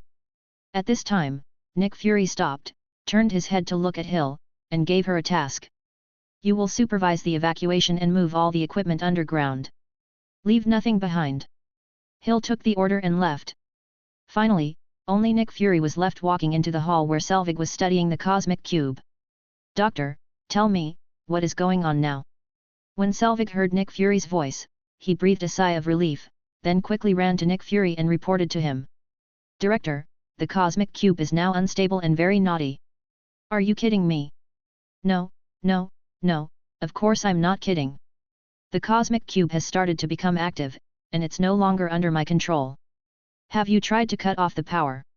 "It's a source of energy in itself. And if it reaches peak energy levels..." Before Selvig could finish his words, Nick Fury interrupted him. "Isn't that what we're preparing for, Doctor? Harnessing energy from the universe?" Selvig came to the computer, looked at Nick Fury and shook his head. He disagreed with what Nick Fury said. "We don't yet have the ability to harness cosmic energy, and my calculations are far off." After that, Selvig looked at the Cosmic Cube in the middle and introduced it to Nick Fury. "It's releasing disturbances and radiation, nothing harmful, just low-energy gamma rays." Nick Fury looked at Selvig seriously. "That could be harmful, too." After that, Nick Fury asked, "Where's Agent Barton?" Nick Fury was going to ask me Hawkeye if he noticed anything. Just as Nick Fury was learning the details of the situation, Selvig's men reported, "Doctor, the energy of the Cosmic Cube has surged again." At this moment, the cube began to emit energy unsteadily, causing the entire base to shake, and then the energy grew stronger and stronger until the Cosmic Cube emitted an energy wave and opened a portal. The energy wave continued to increase, and finally an explosion occurred. When the smoke cleared, a figure appeared at the center of the explosion. Upon closer inspection, it was Loki who had returned to Earth from space. At this time, Nick Fury shouted, "Sir, please put down the spear in your hand." Loki heard Nick Fury's voice, then looked at the Mind Scepter in his hand, then he looked at the bodyguards who surrounded him and smiled evilly, and used the Mind Scepter to shoot energy at Nick Fury. Fortunately, Hawkeye reacted quickly and pushed Nick Fury away. The bodyguards saw Loki attacking and quickly opened fire, but the bullets had no effect on Loki, so Loki used his staff to stab a bodyguard in the chest, and then threw a dagger-sized knife at the bodyguard behind him with his right hand, hitting him in the neck. Finally, he turned around and used the staff to fire a beam of energy to drive Selvig away from the computer. In the next few seconds, Loki eliminated all the bodyguards, leaving only Nick Fury, Hawkeye, and Selvig. Loki came to Hawkeye, who wanted to stand up, looked into Hawkeye's eyes and said, "You still have some spirit." Then Law touched Hawkeye's chest with the tip of the Mind Scepter, activating the power of the Mind Stone, changing Hawkeye's mind and making him obey Loki's orders. Nick Fury watched Loki's actions and wanted to secretly take the Cosmic Cube away, but was stopped by Loki. "Don't take it away. I went through so much trouble just to get it." Nick Fury turned around and said, "There's no need to make a bigger fuss." Loki obviously disagreed with Nick Fury's call, saying, "I am Loki from Asgard, and I have a sacred mission." Selvig, who was standing by, heard Loki's words and exclaimed, "Loki? You're Thor's brother." Loki walked up to Selvig and said as he walked, "I have come to bring you good news and to bring you relief." Nick Fury tilted his head in confusion. What relief? Loki then gave a long speech, and just as he finished speaking, he turned around and tapped Selvig's chest with the Mind Scepter, controlling him as well. Then he took a few people under his control and snatched the box containing the Tesseract from Nick Fury. Several people found a car outside and ran out. Then the entire base reached its highest energy level due to the energy of the Cosmic Cube, and finally exploded and collapsed, and the entire base collapsed into a huge deep pit. Nick Fury got on a helicopter and caught up to Loki's car, trying to stop him with a machine gun, but Loki showed no mercy and directly used his scepter to shoot a beam of energy at the helicopter, causing it to explode and crash. Then Loki drove away, leaving S.H.I.E.L.D. in ruins. Just as the explosion occurred, Li Hung received a call from Xiao Zuch. "Master, I just detected a huge explosion somewhere. According to the detection, it doesn't seem to be caused by weapons on Earth." Li Hung replied, "Oh? Really? Looks like something big is going to happen." At the same time, Tony, who was studying the battle suit, also received an alert from Jarvis. A large explosion was detected not far from New York. It is not clear which department was responsible. It turned out that after the last incident with Thor, Tony also asked Jarvis to conduct long-term testing to prevent serious incidents from happening again, so he learned about it from Jarvis after the explosion. Chapter 89. Originally, Tony didn't take this matter to heart. After all, there were too many similar explosion tests happening in the United States every year, and Tony had become accustomed to it. However, when he received Li Heng's call, he realized that this time was not quite what he had imagined. "What? You said this was an alien invasion?" Tony passed the phone from his right hand to his left hand, and then with a few operations with his right hand, he opened a projection screen full of news. All the news was being refreshed on it, one by one passing across the screen. Tony looked at it for a while, but did not see any topic about alien invasion. "Li, you have to be kidding, right? Why don't I see any news about alien invasions? Logically, there should be news like this everywhere." Li Hung said, "Tony, do you remember Thor?" "Oh, of course I remember. And did I ever tell you about his brother, Loki?" Tony thought about it for a while. Well, he didn't think too hard, just thought about it briefly, and then said, "You didn't say that." Li Hung heard what Tony said, and then briefly told Tony about Loki. To put it simply, Thor's brother Loki competed with Thor for favor, and then accidentally ran into the universe and encountered some problems. If I'm not mistaken, the explosion just now should have been caused by him coming to Earth from the universe. When Tony heard what Li Hung said, he felt that Li Hung did not seem to be making up stories, so he took it a little more seriously, reached out to check the address of the explosion, and then he saw the specific location where the explosion occurred. "Is the explosion you're talking about the one that happened in the suburbs of New York?" When Li Hung heard Tony's question, he knew that he must have checked the location of the explosion, so Li Hung said affirmatively. "Yes, that's the location. Do you know where it is?" Before Tony could ask, Li Hung told him directly. "That's a S.H.I.E.L.D. base where they study the Cosmic Cube." Tony was not interested in the S.H.I.E.L.D. base that Li Hung mentioned, but he was very interested in what the Cosmic Cube was. "Wait a minute, what did you just say? The universe? The cube? Did I say the name right? Well, Li Heng didn't expect that Tony was not interested in the big things he talked about, but asked about the cosmic cube. Yes, it's called the cosmic cube. What is that? Tony asked curiously. He had never heard of this name, but since S.H.I.E.L.D. was studying it and the word universe was in the name, Tony was very interested in the universe. Li Heng could only say to Tony first. If you're interested, you can wait until later and I'll explain it to you, but right now my idea is that since we know there's an alien invasion coming, we need to take precautions in advance. Okay. Tony said regretfully, and then thought about what Li Heng said. Tony also agreed with Li Heng's idea, and then Tony said, in this case, then you can come directly to the villa. We can use the villa as a base for meetings and study how to resist aliens. Okay, no problem. But I'm going to bring Banner along, how about that? Tony was about to hang up the phone, but when he heard Li Heng's question, he said. Oh, are you planning on taking that big green guy with you? Of course, there is an old Chinese saying, there is strength in numbers. After hanging up the phone, Li Heng came to the manor and found Banner who was doing research with Samuel in the basement. Hey, Banner, I have something to talk to you about. When Banner heard what Li Heng said, he put down the experiment in his hand and came to Li Heng. Li, what's going on? It's like this. Tony and I detected something a little different this time, and I found that it should be a precursor to alien invasion of the Earth. So I want to take you to Tony to discuss defense methods together. What do you think? When Banner heard Li Heng talking about the alien invasion, he was obviously frightened. Then he continued to listen. He understood Li Heng's purpose in coming to him. After thinking about it, Banner finally agreed with Li Heng's idea and followed Li Heng to Tony's villa. Tony, here we come. Tony, who was busy working in front of the computer, finally stood up when he heard Li Heng's voice. He came to Li Heng and Banner, then called Ethan, and the four of them sat down on the sofa. Li Heng spoke first.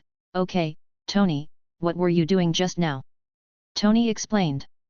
I'm going to use the data that Jarvis detected last time to look for traces of that energy to see if it has any effect.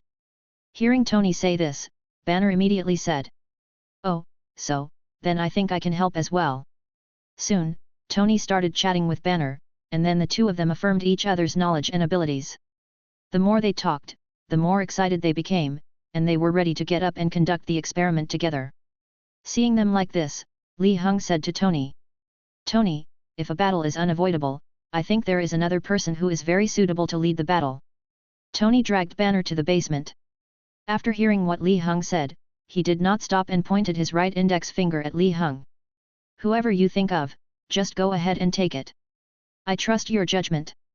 After Tony agreed, Li Heng prepared to set off to pick up that person and bring him to Tony's villa. Meanwhile, S.H.I.E.L.D. Nick Fury found Coulson and talked a lot about the seriousness of the matter. Then he took out several files and handed them to Coulson, and told Coulson, go find these people. We need their help now. Coulson took the thick stack of files and opened the top one. The name Li Heng came into view. Sir, can we call him over? Nick Fury said in a serious tone. If that doesn't work, just tell him that this is the most serious time for the survival of the Earth. Okay, sir. After hearing Nick Fury's words, Coulson agreed and pushed the door out. After returning to his office, Coulson looked through all the files in his hand, and then wrote down the names of those who needed to be invited. Coulson took a look and found that only Natasha's name was from S.H.I.E.L.D., and the others needed to be invited from outside. So he made a phone call first, preparing to ask Natasha to come over, and then set out to invite the people on the list one by one. Chapter 90. Natasha was sitting on a chair, carrying out her mission, and then the target person received a call in her ear. Natasha didn't know what was going on, so she asked on the phone, "What's the matter?" "Coulson, you have to come back." "Are you kidding me? I'm working. You can put your affairs aside for now. I'm interrogating him, and this idiot has confessed everything." As he said this, Natasha was still being tied to a chair and made into sexy poses. The next moment, she heard a piece of news from Coulson that made her feel very bad. "Natasha, Barton is under control." Hearing Coulson say this, Natasha's eyes instantly sharpened, and then she said on the phone, "Wait for me." After saying that, she didn't wait for Coulson's answer, and directly attacked the other people, knocking them to the ground in a few seconds. Then she came back to pick up the phone on the ground, picked up her high heels elegantly, and walked out, asking, "Where is Patton now?" Carlson replied, "I don't know yet." Natasha continued to ask, "Is he still alive?" "I think so. I'll tell you more about it when you come back." Nick Fury held a meeting with the congressman and finally got everyone to agree to his forming an emergency team. Lee Hung came out of Tony's villa and went straight to Steve's house. It was Steve's fitness time, so when Lee Hung appeared, he was boxing on a sandbag. He hit the sandbag with his left and right hands alternately, and in his mind he was thinking of the scene of him fighting with his teammates back then. Then he became more and more excited, and his punches became faster and faster, until he finally knocked the sandbag away. Only then did Lee Hung speak. "Steve, are you in a bad mood?" Steve adjusted the red bandage on his hand and replied, "I guess so. But I've adapted to today's society. It's just that I've been suffering from insomnia these past few days." Lee Hung said. "Haha, that's perfect. I have something here that I might need your help with. How about changing your mood and changing your mind?" Steve picked up the new sandbag and hung it on the rope, then he heard what Lee Hung said. "What's the matter that requires you to ask a soldier like me, who is out of date and only knows how to fight, to help?" "You are right. The help I am asking you to provide is to conduct combat operations. How about it? Are you interested?" Hearing that Lee Hung actually confirmed it, Steve stopped hitting the sandbag and looked at Lee Hung. "Oh, I didn't hear that a war was going to start there." Lee Hung explained. "This time it's not about the interior of the Earth, it's about an alien invasion." Steve thought he had misheard and confirmed with Lee Hung, "What did you say? Aliens? Did I sleep too long? Now there is an alien invasion. It's not an invasion that's starting right now, but it's almost there. It's about to start. How about Steve, do you want to help?" Steve didn't say anything, but his actions showed his inner thoughts. Lee Hung saw Steve untying the gauze on his hands, then picked up his jacket from the sofa and looked at Lee Hung. "I'm ready, let's go." Then Lee Hung brought Steve to Tony. At that time Tony was discussing with Banner and Ethan how to find the location of the Cosmic Cube. Before leaving, Lee Hung had told them that Loki had snatched the Cosmic Cube this time and was preparing to do something secretly. Then, after a heated discussion for a long time, several people finally found a practical method and decided to give it a try to see the effect. At this time, Lee Hung's phone rang again. Lee Hung found that his phone had become even busier since the explosion. Lee Hung took out his cell phone and found that he didn't recognize the number, so he hung up the phone. He didn't want to waste time on an advertising call. He also wanted to hear what Tony and the others were saying. "Lee, what are they talking about?" At this time, Steve finally couldn't help it and quietly asked Lee Hung, wanting to get some information from him, but Lee Hung looked at Steve and said, "They are trying to find the pioneers sent by aliens to Earth." "Oh, I can hear that. What I want to ask you is, can you understand the specific content they said?" Lee Hung smiled, "Of course I don't understand." Then he continued, in front of Steve's shocked eyes. "Even though I don't understand, it doesn't stop me from listening. Besides, this is research, not suitable for combatants like us. Don't worry, there will be battles later." As soon as Lee Hung finished speaking, the phone rang again. This time, Xiao Zhuzh reminded Lee Hung, "Master, the call is from Agent Carlson." Lee Hung answered the phone after seeing Xiao Zhuzh's prompt. Carlson's voice came over. "Lee, you're not home? I didn't find you at your house." "Carlson, why did you look for me? And you even came to my house. Well, can you tell me where you are? I have something important to tell you this time. It's hard to explain it in a few words over the phone. I want to talk to you in person." When Lee Hung heard this, he already knew why Carlson called him. Lee Hung thought about whether he should let Carlson come to the villa and let him participate in his and Tony's action. But in that case, Nick Fury would know everything Lee Hung and the others did. However, after repeated consideration, 00 still thought it would be better to let Carlson participate, so that he would not be killed by Loki next time. So Lee Hung said to Carlson, "You want to find me? I'm in Tony's villa now. You should know the location. Just come over." After saying that, Lee Hung hung up the phone, and then he and Steve went to watch Tony and the others attempt. However, due to the lack of some parameters, Tony and his team's progress was a bit slow. Li Heng had no choice but to let Xiao Zhuzh directly invade S.H.I.E.L.D. to copy all their experimental data about the cosmic cube, which Li Heng then handed to Tony. "Oh, Li, this is exactly what we are missing now. Where did you get it?" Li Heng smiled slightly. "Tony, you should hurry up and find the cosmic cube. We can talk about this later." Li Heng only remembered that Loki seemed to have gone to Europe after stealing the Tesseract, but he didn't remember which country he went to, so now he can only rely on Tony and the others to find Loki's location. After a while, Carlson and his team arrived.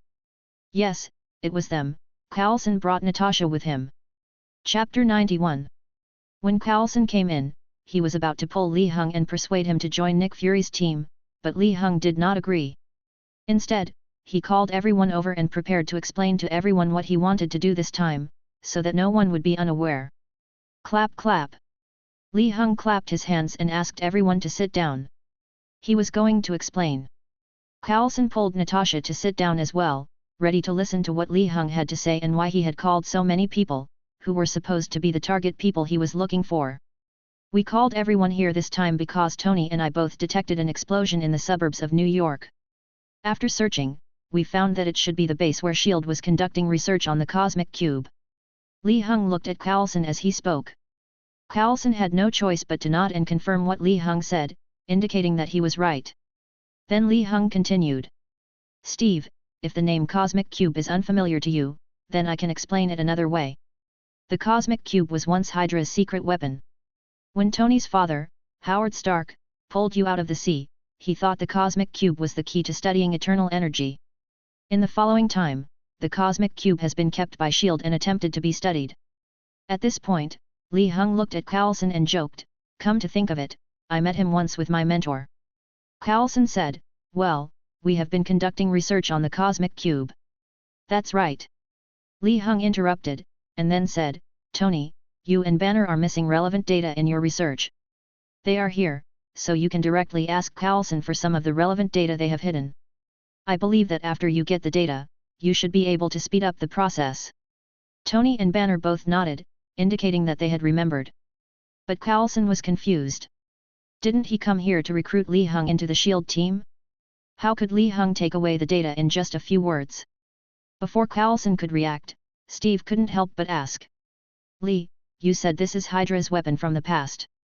"That's right." Li Heng confirmed that Steve had not heard wrong. But when the explosion happened, the cosmic cube was also taken away. Hearing this, Carlson was finally surprised. "Li, how did you know this news? We haven't told anyone else." Li Heng smiled slightly and did not reveal how he knew the news. Steve said, "Okay, so now the thing is, who took it?"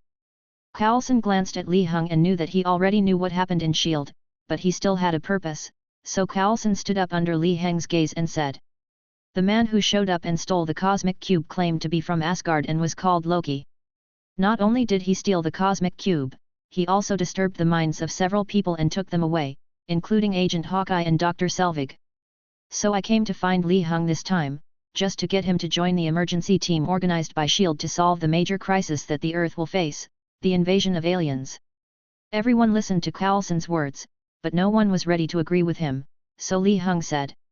"Okay, Carlson, you can call Nick Fury directly and tell him that we don't trust his character and work style, so we won't participate in his Avengers plan. As for protecting the safety of the Earth, we plan to form a group ourselves to discuss solutions when facing aliens." At this time, Banner raised his hand and asked. "Then what's the difference between you and Nick Fury?" Li Heng explained, "The difference is that only when aliens invade or the Earth is about to be destroyed will we gather together to work together to protect the Earth and defeat the invaders. None of us will manage what you do, and there are no requirements for individuals. On the contrary, after you join Nick Fury and S.H.I.E.L.D., it is difficult to guarantee that Nick Fury will send you to execute the affairs of the interior of the Earth and participate in the country's battle." After hearing what Li Heng said, everyone thought about it and felt that the group Li Heng mentioned was more free and in line with everyone's idea, which was to only protect the safety of the Earth and not participate in national wars. In other words, it was quite similar to the purpose of Kamar-Taj. However, the enemies that Kamar-Taj faces are still different from the enemies that Li Heng and others face. When Carlson heard what Li Heng said and saw everyone's expressions, he knew that this time no one might be able to lead S.H.I.E.L.D. Then Li Heng continued, "Loki, the Asgardian, came to Earth this time. His purpose should be to occupy Earth and become the new king of Earth. So this is the first time that everyone faces an alien invasion. What I want to say is that everyone should not be nervous. The aliens can also be defeated. I hope everyone must face it with the belief that they will win. After Li Heng finished speaking, everyone got busy with their own work. Tony took a few researchers to find Coulson and asked for all of S.H.I.E.L.D.'s research data on the Tesseract. Then they took the data and prepared to search for the whereabouts of the Tesseract again. Steve found Li Heng and prepared to ask about the specific situation, such as whether it was necessary to fight a war, so that he could make a preliminary rough plan by comparing the enemy and ourselves. While Steve and Li Heng were discussing, Natasha quietly came to their side and prepared to listen to what they were talking about. Li Heng suddenly turned his head and looked at Natasha. If you want to listen, you don't have to be so secretive, you can just come over and listen together. After saying this, Li Heng seemed to remember something and continued. By the way, we are not joining Nick Fury's team anymore. What about you? Are you still joining? You should want to rescue Barton, right? How about it, do you want to consider joining our group? Natasha didn't answer Li Heng because she didn't know whether Nick Fury would let her participate, although she really wanted to participate in her heart. As for Coulson, he came to the corner and called Nick Fury. After the call was connected, Coulson spoke first. Sir, my operation encountered some problems this time. It was not going smoothly, and the original goal may not be achieved. As he spoke, Coulson introduced Nick Fury to the details of Tony's situation here and told Nick Fury about everyone's reactions. Chapter 92. No one wants to join S.H.I.E.L.D.'s Avengers plan. They would like to form their own group to protect the safety of the Earth and resist alien invasions, and not participate in the struggle between countries. It was not until Nick Fury heard what Coulson said that he felt like he had been intercepted halfway.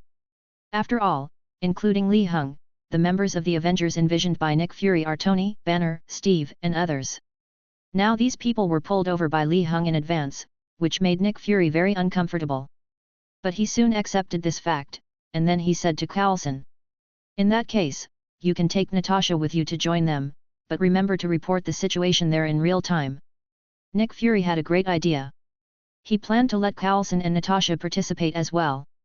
Then he would have two undercover agents who could report information at any time, and thus indirectly grasp the movements of Li Heng and his group.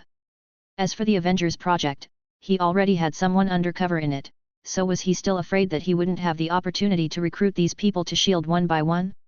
Nick Fury was full of confidence in this, and he always believed that it was because Li Heng got ahead of him that Li Heng successfully organized those people.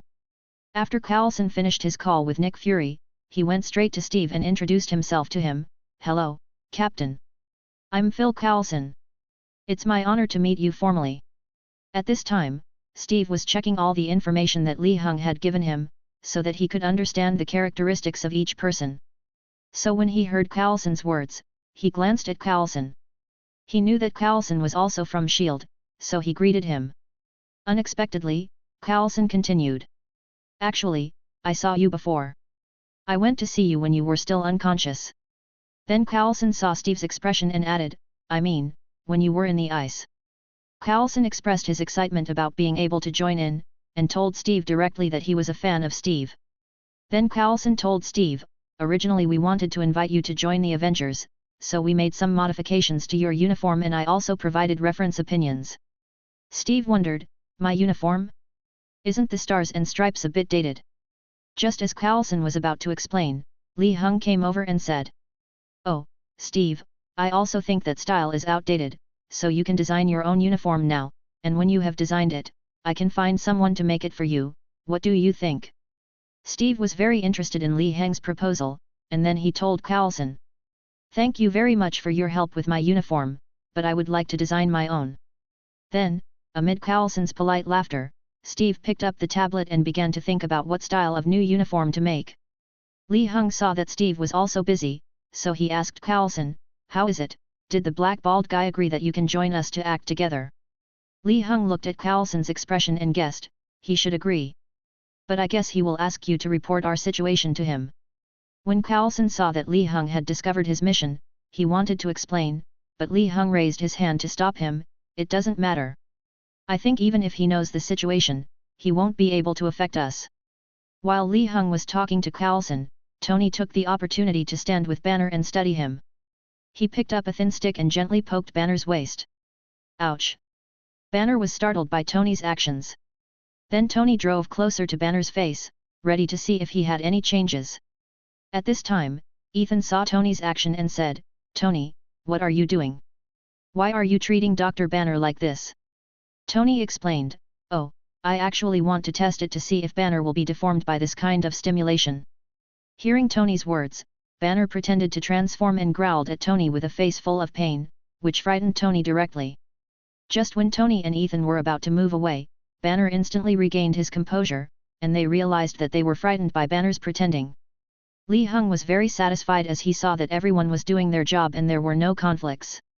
At the same time, Loki asked Dr. Selvig to rebuild the Cosmic Cube, and through the Cosmic Cube, he directly contacted someone around Thanos. The man said, "You need to speed up. The Chitauri are getting impatient." Loki said, "Let them prepare for battle. I will lead them in a glorious campaign." Battle? Just against the weak Earth forces on Earth. Loki explained, "I want a quick victory, provided your army is truly as invincible as you claim." The man was angry, "How dare you question us and him? He was the one who handed the scepter to you, taught you ancient knowledge, and gave you a new mission, even though you were exiled and defeated. I should have been the king of Asgard, but I was betrayed." Loki was very angry, so the two of them ended up having a very unpleasant quarrel. As for Nick Fury, because of Coulson's report, he knew that he couldn't call anyone, so he directly announced that the aircraft carrier would take off directly, then turned on the reflectors and became invisible.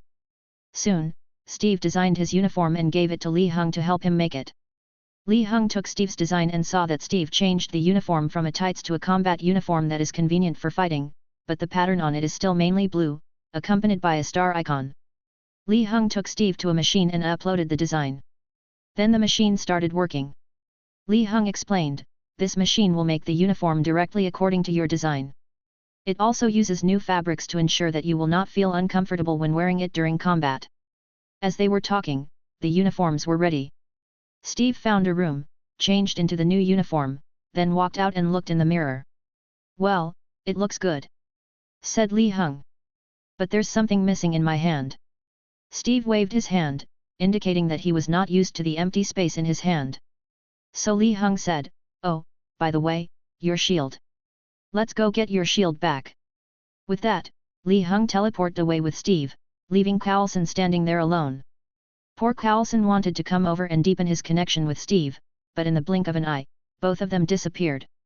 Before leaving, Li Heng told Tony, "Tony, I'm taking Steve to get his shield back." Chapter 93. After Li Heng finished talking to Tony, he took Steve away. Steve knew that Li Heng would generally not lie to him, but he still wanted to know where Li Heng was going to take him. After passing through the portal, Steve and Li Heng came to a huge command room. Standing in the middle of the room was the one-eyed Nick Fury. He looked around with his hands behind his back, staring at the surrounding agents to make sure they were not absent-minded. Standing 1 meter behind him was Maria Hill. Li Heng thought of Tony's teasing in the movie, so he walked up to Nick Fury and said to him, "Oh, you're standing here, can you see to the left?" Hearing Li Heng's voice, Nick Fury and Hill turned their heads at the same time. When they saw that it was Li Heng and Steve, their reactions were different. Nick Fury didn't seem surprised at all. "Tell me, what are you doing here?" Nick Fury didn't believe that Li Heng would bring Steve to the helicarrier for no reason, because Coulson had just called him. Hill's reaction was surprise. She probably didn't expect Li Heng and the others to come back at this time. Then she seemed to have thought of something and asked, "How did you get in?" Li Heng explained to Hill with a smile, "Of course I just came in like this." He walked to Nick Fury's position, then made a telescope with his hand and closed one eye to observe. It was a pity that Li Heng couldn't learn Tony's sense of sarcasm. At this time, the surrounding armed agents were about to surround them, and Hill waved his hand to disperse them. Nick Fury looked at Li Heng speechlessly. He didn't want to talk to him anymore. He turned to look at Steve and asked, "What are you doing here?" Li Heng spoke before Steve could say anything, "Of course I'm here to get Steve's things back." "What?" Nick Fury didn't react for a moment. At this time, Li Heng received a text message from Xiao Zuj. He had already screened all the aerospace carriers and found the location of Steve's shield. Li Heng took out his mobile phone and took a look, then glanced at Nick Fury, teleported directly to the warehouse, found the shield, and then returned to the control room. When Li Heng found the shield, he also saw a new uniform next to it, which was said to be designed by Carlson for Steve. Carlson also said that he added some creativity. Li Heng didn't want to comment too much on this, but just wanted to say 3 words, "This is too ugly." He shook his head, simply holding the shield in his hand, and returned to the control room. Nick Fury only felt that Li Heng in front of him suddenly disappeared. After a few seconds, whoosh, Li Heng appeared in front of him again. This is Li Heng using teleportation in front of Nick Fury at a close distance. Hill saw Li Heng's movements and then understood how Li Heng and the others got in. Steve saw the very familiar shield in Li Heng's hand, and couldn't help but step forward to take it from Li Heng's hand, and then held it in front of him as he habitually did. Li Heng saw Steve's action and nodded, "That's right, how can the captain be without his shield?" After saying this, Li Heng was about to say goodbye to Nick Fury. He was going to leave with Steve. At this time, Nick Fury spoke up. "So you guys want to take the shield? But the shield belongs to S.H.I.E.L.D. You can't just take it away like this. How can you say that? How can this be called robbery? The shield was originally made by Howard and given to Steve to use. Steve has just been sleeping for all these years, but the right to use and ownership should still be in Steve's hands. It's you who wants to use the shield to morally blackmail Steve." Li Heng blasted Nick Fury, and then without waiting for Nick Fury to explain, Li Heng continued. "Besides, we're already facing a crisis like an alien invasion, and Steve doesn't have a suitable weapon. What if something unexpected happens during the battle? So, we took away the shield for the sake of the Earth." Li Heng started to attack, and without waiting for Nick Fury's reaction, he took Steve and left the heli-carrier. However, when Li Heng was about to leave, Tony called. "Li, we found Loki's location." "Oh, found it? Where is it?" Li Heng stretched out his hand to stop Steve and asked him to wait for a moment. Tony looked at the address on the screen and said, 28 Königstrasse, Stuttgart, Germany. Li Heng said, "I understand. Wait for me to come back, and then we will go find him together." When Li Heng finished speaking, he told Steve, "We found him. We are going to find him, Steve." Steve nodded, "I'm ready." Nick Fury suddenly said at this time, "Have you found the Asgardian?" Li Heng answered him, "That's right." Then Li Heng didn't give Nick Fury a chance to speak, and took Steve directly back to the villa. Everyone had already taken the time to change into their equipment and then gathered on the lawn. Taking this opportunity, Li Heng said, "Wow, we don't need to send out the entire army just for Loki. That's too much respect for him. So, Ethan and Banner, Carlson and Natasha, you stay here to look after the house, and Steve, Tony and I will go together." Li Heng saw Ethan's worried look and said, "Don't worry, I'm here, everything will be fine." Then Li Heng took Tony and Steve and set off, leaving the rest of the people on the lawn. Germany. Hawkeye led his men to invade the hotel, while Loki came to the lobby alone. He beat up the security guard in a few moves, then grabbed the target person, Dr. Heinrich Seffer, and stabbed his eyes with tools. Hawkeye obtained the model of the eye through real-time modeling, and then easily used retinal scanning to open the security door and take away what they needed from inside. At this time, Loki changed his clothes into Asgard costumes, and then slowly walked towards the panicked crowd step by step. He came directly to the square at the gate, and stopped those who wanted to escape, saying, "Kneel down, everyone." Then, facing the bewildered crowd, Loki surrounded them and walked in front of them. "I said." Loki knocked his scepter to the ground and shouted, "Kneel down." The crowd calmed down for a moment, then they looked at each other and slowly knelt down. Loki looked at everyone kneeling in front of him and smiled. "How wonderful it is, returning to your original state. From the beginning, you are slaves. It's just that no one tells you that you are born to be ruled by others, and in the end, you will always bow down and be the slave." Chapter 94. When Loki said this, a white-haired old man in the crowd raised his head, looked at Loki, slowly stood up, and said to Loki, "I will not submit to someone like you." Loki explained, "You will never find someone like me again. There are so many crazy people like you." Hearing the old man's answer, Loki raised his scepter and pointed it at him, then said, Everyone, look at this old guy. I'm going to use him as an example to others. As he spoke, the scepter began to glow blue, and Loki was ready to fire a laser to kill the old man. Just when Loki fired the energy laser, Steve appeared in front of the old man, raised his shield to block Loki's attack for him, and reflected the energy laser back, hitting the unprepared Loki, knocking Loki away several times before he fell to the ground. It turned out that when Li Hung showed up with two people, it was just when Loki was giving a speech. When Steve saw people being forced to kneel by Loki, he wanted to go straight forward to save them. But Li Hung stopped Steve and asked him to wait a moment. Sure enough, several people then saw the conversation between the old man and Loki, as well as Loki's attempt to kill one to warn the rest, so just before Loki launched the attack, Li Hung signaled Steve to get ready, and then he teleported Steve directly in front of the old man to help him block the attack. After landing, Loki had a fierce look on his face, and then Steve spoke.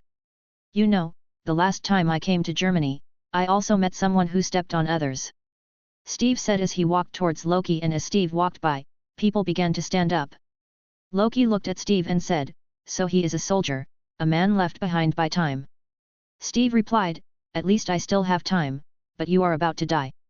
Just as Steve finished speaking, the fighter jet sent by Nick Fury to follow Li Hung and his team also arrived at this time. On it sat an agent sent by Nick Fury himself. "Loki, put down your weapons and surrender immediately." After hearing what the agent said, Loki launched an energy attack directly at the fighter. Then Steve took advantage of Loki's distraction and hit Loki's chest with his shield. The shield bounced back and was caught by Steve, who ran over. Steve ran to Loki, and they started a hand-to-hand fight. First, Steve punched Loki in the face, and then Loki used the scepter to block Steve's shield attack. Then Loki used the scepter to swing the shield and hit Steve directly in the stomach, knocking Steve flying backwards.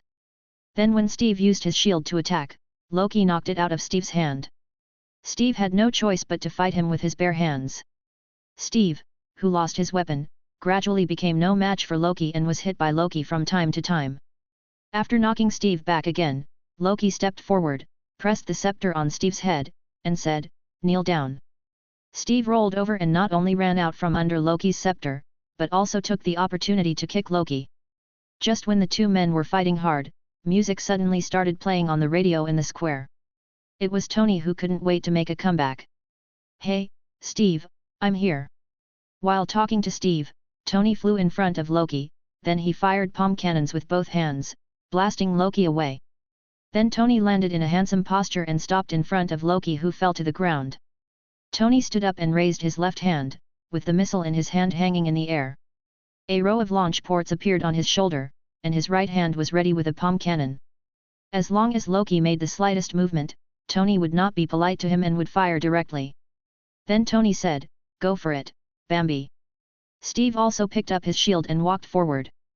Facing the two men's fierce gazes, Loki raised his hands in surrender.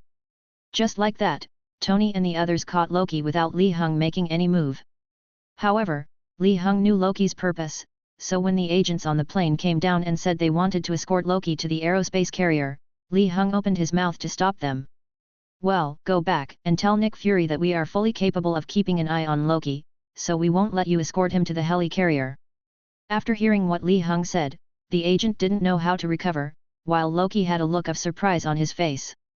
This was different from what he had expected. In his expectation, he should be taken back to the aerospace mothership, so that it would be conducive to Loki's plan. As a result, Li Hung spoke directly and disrupted Loki's plan. The agent had no choice but to watch Li Hung and the other two take Loki away. So after reporting the situation to Nick Fury, the agent also flew back to the heli-carrier. On his way back, there was lightning and thunder in the sky. After a while, the agent felt the plane shake violently, as if something hit the plane.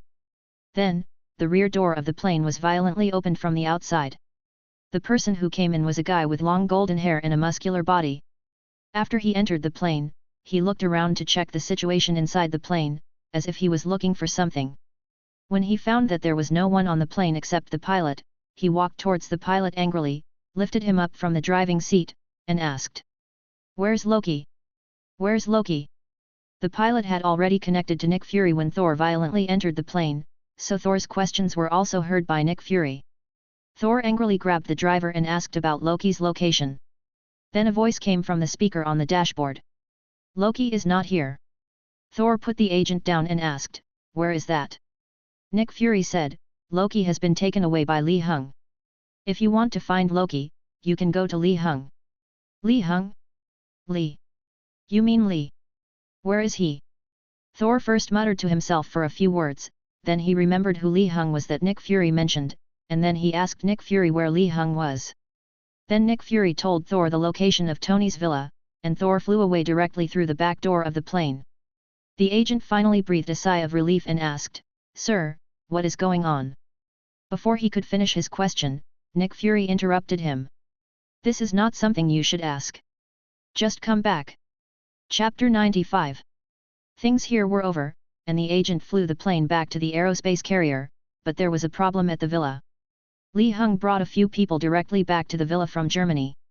When Coulson and others saw Loki being escorted back, they all surrounded him, ready to see what the legendary Asgardians looked like.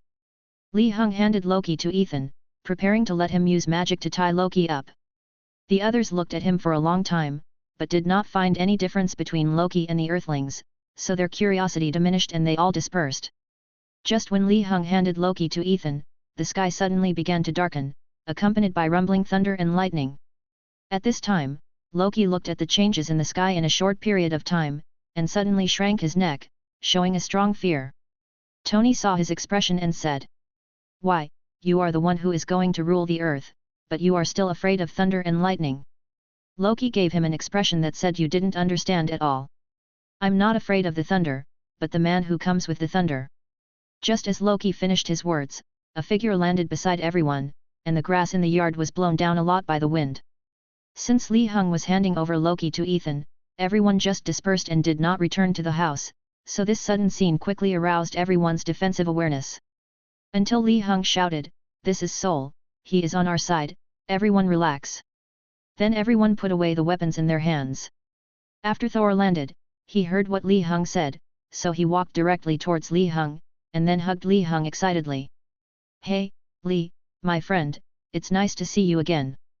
You still remember me and treat me as your own. No need to explain, I heard everything just now. Not satisfied with just hugging Li Hung, Thor patted Li Hang's back very hard. Fortunately, Li Hang's physical fitness had improved, otherwise ordinary people would not be able to withstand Thor's true feelings. Li Hung broke free from Sol's hug and took 2 steps back. He didn't want to have such close contact with Sol all the time. It was Tony who came to Li Hang's rescue and asked Thor. Thor, welcome to Earth again. But what are you going to do this time?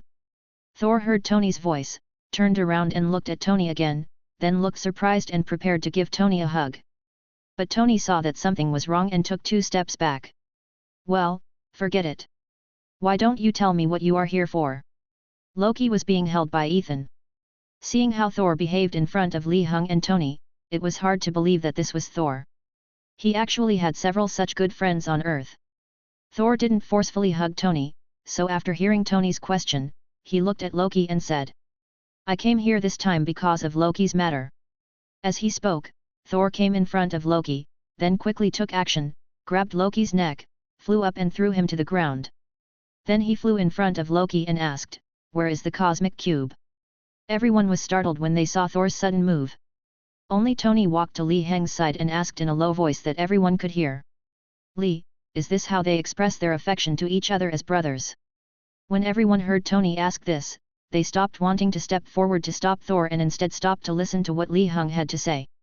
Li Hung looked at everyone who pricked up their ears, looking like they couldn't wait to hear some gossip. He smiled bitterly and shook his head, not wanting to say anything. Everyone saw that there was no gossip to hear, so they started to pay attention to Thor. At this time, Thor was still there questioning Loki about the whereabouts of the cosmic cube.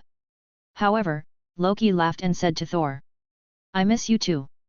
Do I look like I'm in the mood to joke with you? Loki raised his head and straightened his upper body. You should be thanking me. The Rainbow Bridge was destroyed. How much dark energy did the Father of the Gods gather to teleport you to your beloved Earth?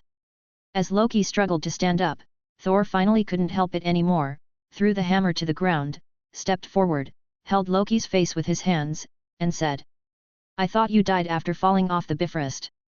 Loki asked expressionlessly, Did you mourn for me then? We all mourned, including our father. Before Thor could finish his words, Loki stopped him with his hand. It's your father. Then Loki shook Thor's hand away from his face and walked to the side, asking. Did he tell you about my background? Thor still wanted to win over Loki at this time, so he started to play the emotional card. We grew up together, played together, and fought together. Do you remember? At this time, Loki turned around and looked at Thor. I only remember a shadow cast by your might that always hung over me. I only remember you throwing me into the abyss. I should have been, a king. So you're just going to destroy the world I cherish? To satisfy your fantasies? No, Loki, I will protect the earth. The two started arguing, which made the crowd, who had just regretted not being able to eat the melon, very excited. They heard something unusual in the conversation and also confirmed Thor's camp. So they all wanted the two to say a few more words so that they could hear more gossip. But at this time Thor and Loki realized something was wrong. They turned around and saw several pairs of eyes staring at them. So they stopped arguing. Thor brought Loki back, and handed him over to Li Hung, asking Li Hung to find a place to lock up Loki first. So Li Hung finally handed Loki over to Ethan again. Ethan chose a room, tied up Loki with magic, and opened up a mirror space in the room and put Loki in it. Before Loki was let in, he said a few words, which made Steve a little confused. Then when everyone sat down, Steve asked first. Loki is stalling for time, Thor, what exactly does he want to do? Thor replied, he has an army of Chitauri, and no one knows where they come from. Loki is going to lead this army to invade you and they will help him invade the earth. In exchange, I guess Loki will hand over the cosmic cube. Chapter 96. Steve said, an army? An alien army? Then he looked at Li Hung and said, Li, you are right. It is really an alien invasion. At this time Banner raised a question, since it is an entire outer space army, then obviously he has to build a teleportation array. This is why he kidnapped Erik Selvig. Selvig. Thor repeated the name, but Banner thought he didn't know Selvig's identity, so Banner explained, he is an astrophysicist. Saul replied, oh, I know him. Then Li Hung said, Loki used the Mind Scepter to control him, and then used him to help build the teleportation array. Then Banner thought again, so why did he steal the iridium? Tony knew, iridium can be used as a stabilizer to prevent the portal from self-collapse, just like what happened in S.H.I.E.L.D. before. It also allows Loki to expand the teleportation array at will and keep it open for a long time. Barton can easily get the other raw materials, except for one. Which one? The only thing he lacks is energy, some kind of high-density energy to activate the Rubik's Cube. After saying this, Tony looked proud, ready to wait for everyone's praise, but he didn't hear any praise, only Steve's question. Does Loki require any specific energy source? Banner explained, he needs to heat the cube to over 100 million degrees before it can be activated. Then after Banner and Tony talked for a few words, they decided to start their research from Loki's scepter. Li Hung took the opportunity to pass the scepter over, then activated the system's power and copied the scepter of mind. Ding! Congratulations to the host for obtaining a replica of the Mind Scepter. It has now been placed in the system warehouse. Please check it. After hearing the system's voice, Li Hung breathed a sigh of relief. He had been in Marvel for several years and finally obtained the second gem weapon. Then, while everyone was busy with their own things, Li Hung prepared to go check on Loki's condition. As for the scepter, he would wait until no one was around before taking it out and taking a look. So Li Hung called Ethan and prepared to go and take a look together. On the way to Loki's room, Ethan was still asking Li Hung. Li, is there really going to be a war? And it's a battle between Earth and aliens. Li Hung replied, yes, it seems that war is inevitable now. We can only make plans early so as to minimize the losses. Li Hung patted Ethan's shoulder and said, Ethan, I know you don't like war, but the current situation is that the enemy has blocked our door, and we can only fight.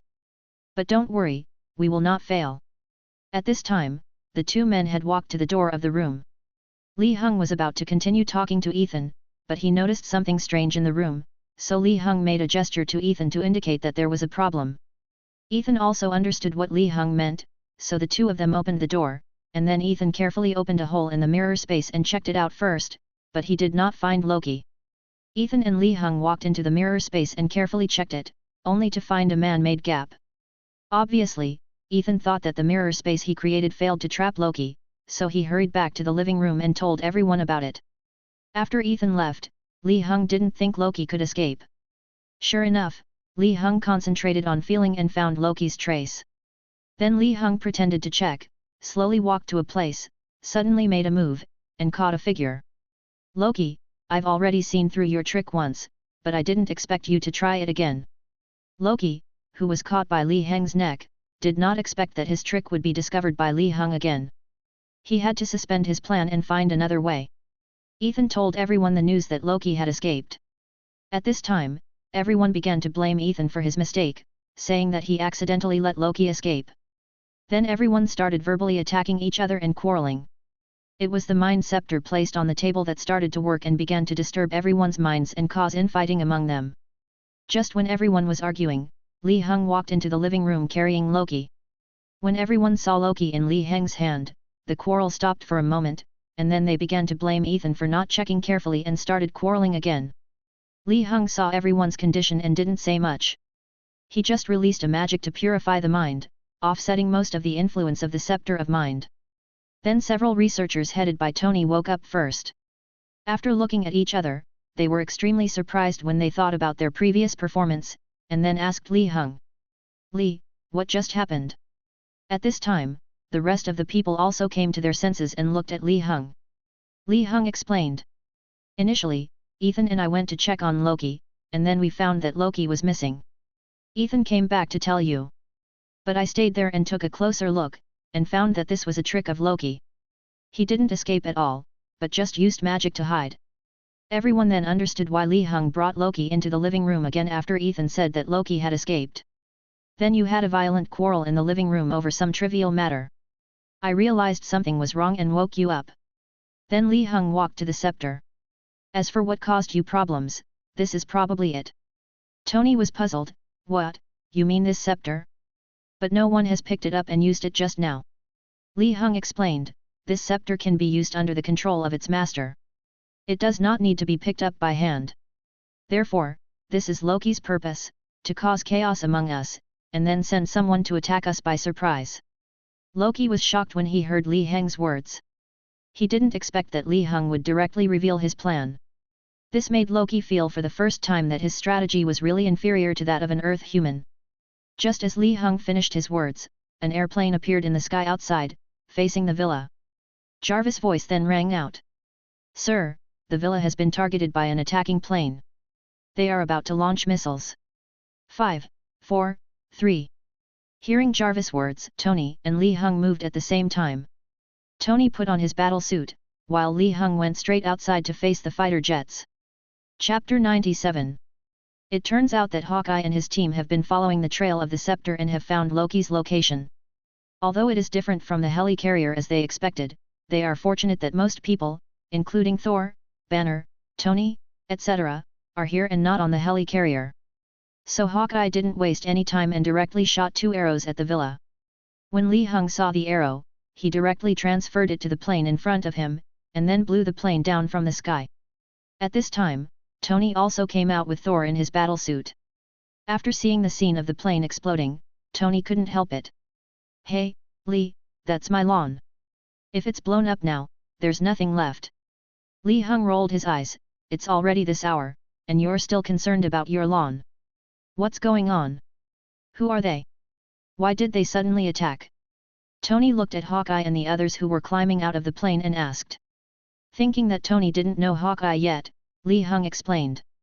This is the agent that Loki kidnapped, Hawkeye Barton. Tony walked forward and dragged Barton out of the plane. Oh? This is the agent of S.H.I.E.L.D. Just when Tony was puzzled, in the living room of the villa behind him, when Li Heng went out, the Mind Scepter was secretly releasing energy to interfere with everyone. Then everyone started arguing again, and became more and more excited, and even wanted to start a fight. Taking advantage of this opportunity, several main forces went out, and the emotions of the others were provoked. Loki took the opportunity to move to the table where the Mind Scepter was placed, then turned his back to the table and picked up the scepter with his hands tied behind his back. When the scepter was picked up, the mind interference stopped immediately, and everyone saw the scene of Loki putting away the scepter, breaking free from the restraints, and disappearing directly. However, before Loki left, he took special care of Banner, so Banner couldn't help but want to transform into Hulk. Everyone looked at each other, then quickly came out and found Li Hung and the others.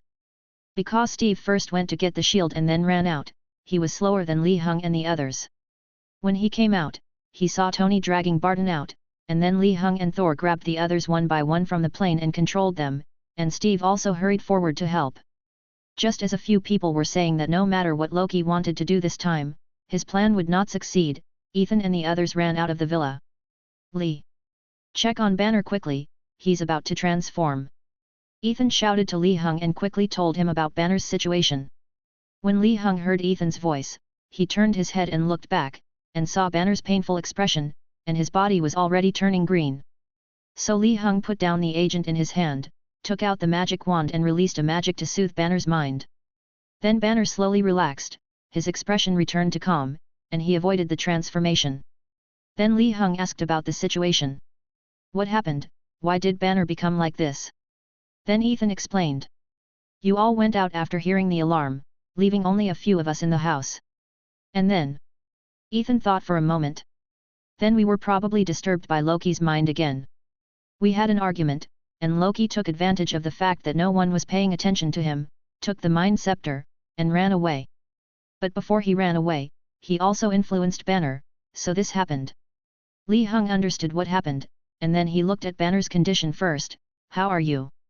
Banner, oh, I'm fine, thanks to you, otherwise I don't even dare to think about what the consequences would be if I let the Hulk out.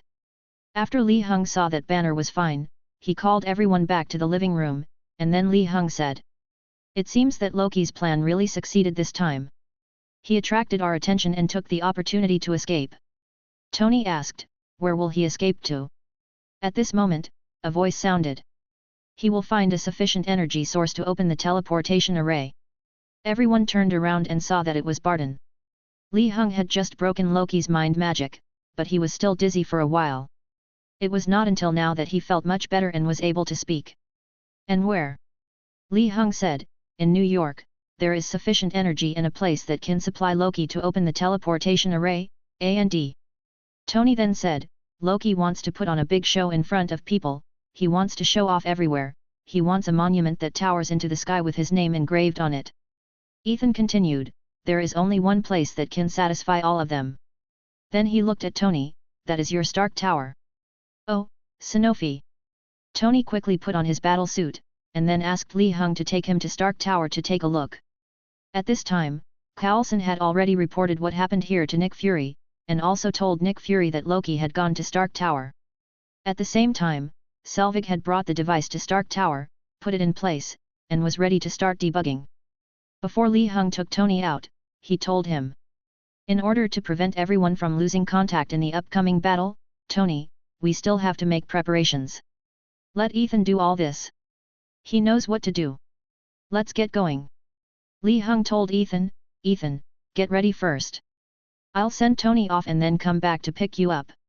I'll try to be as fast as possible. So Li Hung took Tony directly to Stark Tower, leaving Ethan to take out wireless headphones and distribute them to everyone. Then everyone dressed neatly, took their equipment, and prepared to set off. Li Hung took Tony to the top floor of his building, and then Tony asked Jarvis to shut down the arc reactor first. Sir, I have shut down the arc reactor, but the device is now able to power itself. After hearing what Jarvis said, Tony looked at Selvig. Turn off this device, Dr. Selvig. Selvig looked up at Tony and said. It's too late, it can't be turned off. It's going to show us something new, a new universe. Okay, whatever you want. Tony could see that Selvig was still under mind control, so he didn't believe him and decided to try it himself to see if he could turn off the device. So he raised his hand and charged the palm cannon.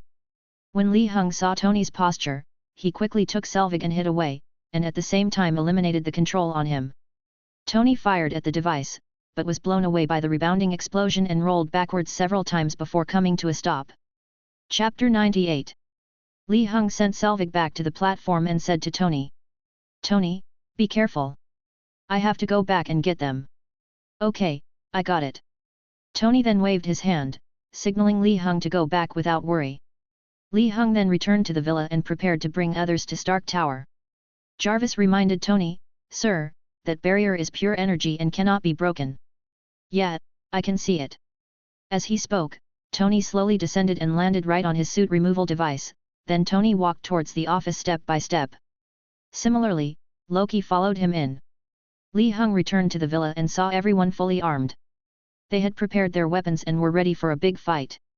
Li Heng didn't waste any time and took everyone directly to the roof of Stark Tower, where he saw Selvig, who was in a daze.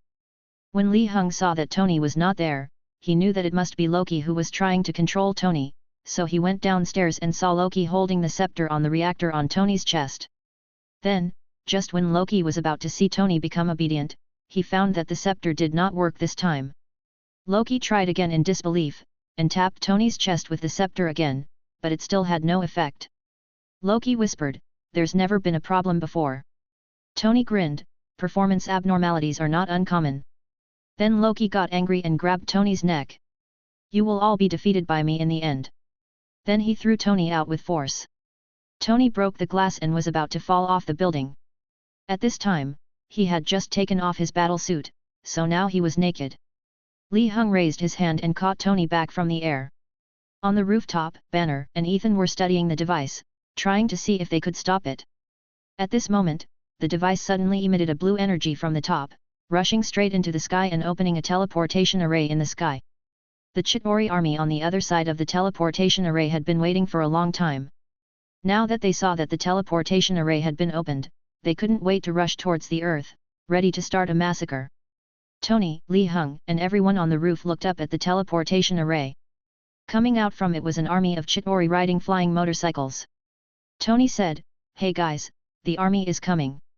Tony didn't care about Loki when he said that, and flew directly to the teleportation array in the sky, and took the lead in attacking the Chitauri soldiers who came through the teleportation array. Unfortunately, the number of the Zatori soldiers was as numerous as locusts, and Tony could not stop them alone, so many Zatori soldiers broke through Tony's blockade, lowered their altitude, and began to launch indiscriminate attacks on everything they could see in New York. The people on the ground finally realized something was wrong and began to flee. Li Heng saw Tony flying up, so he said to Steve and the others, "War has arrived. Everyone, please be careful and do your best to destroy the enemy." Steve said, "Well, then we're ready to fight." Only then did Li Heng look at Loki next to him. Loki had changed his ordinary clothes into his unique uniform, and put on a helmet with two curved corners. He looked at the attack of the Chitauri and laughed. Li Heng was furious when he saw Loki's expression, and then he appeared behind Loki, ready to catch him. But this time Loki learned his lesson. The moment Li Heng moved, Loki also dodged to the side and barely avoided Li Heng's attack. So Li Heng and Loki started a speed contest. "Do you think I'm still defenseless like last time? No, you won't beat me this time," Loki said arrogantly, still feeling ashamed about the last time he was caught directly by Li Heng. "Oh? Really? I can't catch you." After hearing what Loki said, Li Heng said with a smile, "Then you should take a good look." As he spoke, Li Heng directly released a mind magic. Loki was caught off guard and was hit. However, he still insisted, "Oh? You also know mind magic? But this has no effect on me." Li Heng took advantage of the moment when Loki was affected, went straight to Loki and punched him in the face. "Now you're still saying this is useless." As soon as he finished speaking, Li Heng punched him a few more times, then picked up Loki himself and prepared to lock him up. But Li Heng thought about it and realized that Ethan was busy, so Li Heng could only do it himself. He used magic to take away all the weapons and things on Loki except his clothes, and then released dozens of magic spells on Loki to trap him inside. Then Li Heng opened up a space, put Loki in it, and then placed a portal above Loki's head and under his body. In this way, Loki fell into an infinite loop of falling, and it was difficult for him to escape. After doing all this, Li Heng clapped his hands, looked at his masterpiece with satisfaction, and then closed the space under Loki's horrified gaze. Steve led everyone to attack the Chitauri soldiers, trying to let as few soldiers as possible run to the ground to hurt ordinary people. Just after everyone had shown off their skills and attacked for a while, a big guy came out from the teleportation array in the sky again. It was the Leviathan monster. It has a huge body, can fly freely in the air, and can transport a large number of ordinary soldiers inside it. While the behemoth was moving freely between the tall buildings, it released a large number of ordinary soldiers who jumped onto the top of the buildings and began to attack people. When he saw the behemoth, Steve asked Li Hung and Tony. "Hey, Li, Tony, did you guys see these monsters?" Tony replied, "I saw it, but I still can't believe it." Li Hung said, "We can't let them run rampant in the city." Banner. "I'm here, Li, what's the matter?" When Banner heard Li Hung calling him, he knew that Li Hung was about to let him come out. "Well, Banner, this time the Hulk needs to come out. You need to be angry." When Banner heard what Li Hung said, he took off his coat and transformed directly into Hulk. Before the transformation, Banner said, "I am always angry." Then Hulk looked at the monster's angry roar, sprinted up and jumped onto its back. At the same time, Steve discovered that the civilians on the ground were surrounded and about to be in danger, so Steve said, "Everyone, find your own way to kill the enemy and protect people." Chapter 99. Then Steve asked Ethan to take him to the ground and go with him to rescue civilians. Ethan had already gone to Tony's office, found his suit and put it on.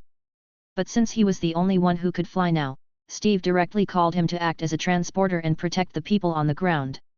Just as Steve landed on the ground, there happened to be a group of police officers nearby. Steve came in front of them and directed their actions. "Send people into these buildings. The people inside might panic and run into gunpoint. You need to take them to the basement or subway. Don't let them come to the street. Block off all the way to 39th Street." At this time, a policeman asked, "Why should I listen to you?"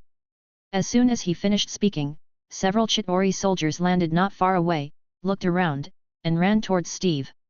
Steve raised his shield to block 2 punches, then quickly and efficiently took care of all the soldiers. Seeing this, the policeman who had just questioned Steve turned around quickly, began to give orders as Steve said, and began to arrange for police officers to rescue people. At this time, Hulk had already jumped onto the back of the beast and began to attack from the outside, but the beast's defense was very strong and there was no immediate effect. Tony saw Hulk's situation, then took the initiative to fly in front of the monster, and fired a row of shells, which exploded on the monster's body. This time, the monster was attracted by Tony, so it turned around and chased after Tony. However, the monster was too big, and when it turned around, it rubbed against the building next to it, causing a collapse. Steve on the street saw the panicked people in the building, so he rushed forward to rescue them. However, more and more Chitauri soldiers began to besiege Steve.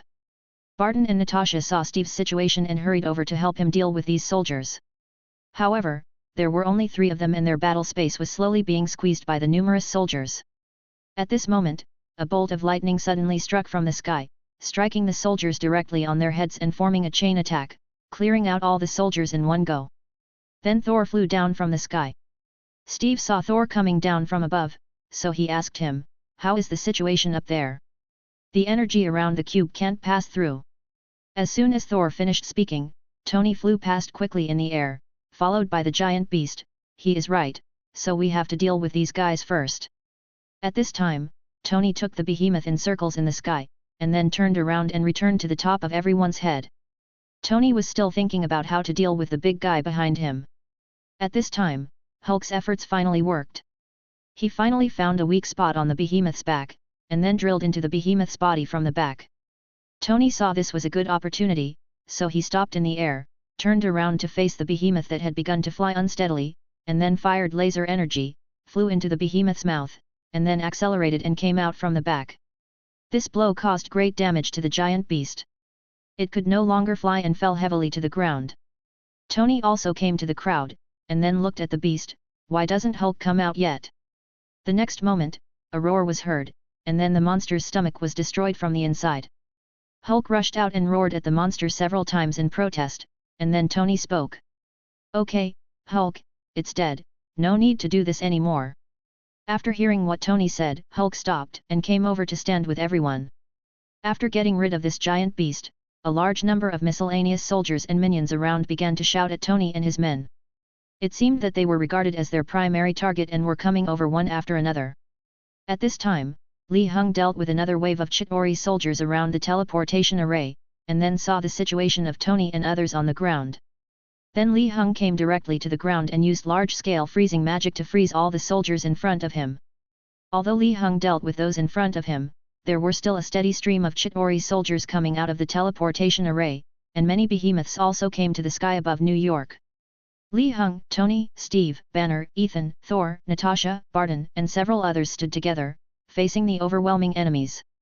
Li Heng said, "Everyone, prepare for battle. Captain, you will take command."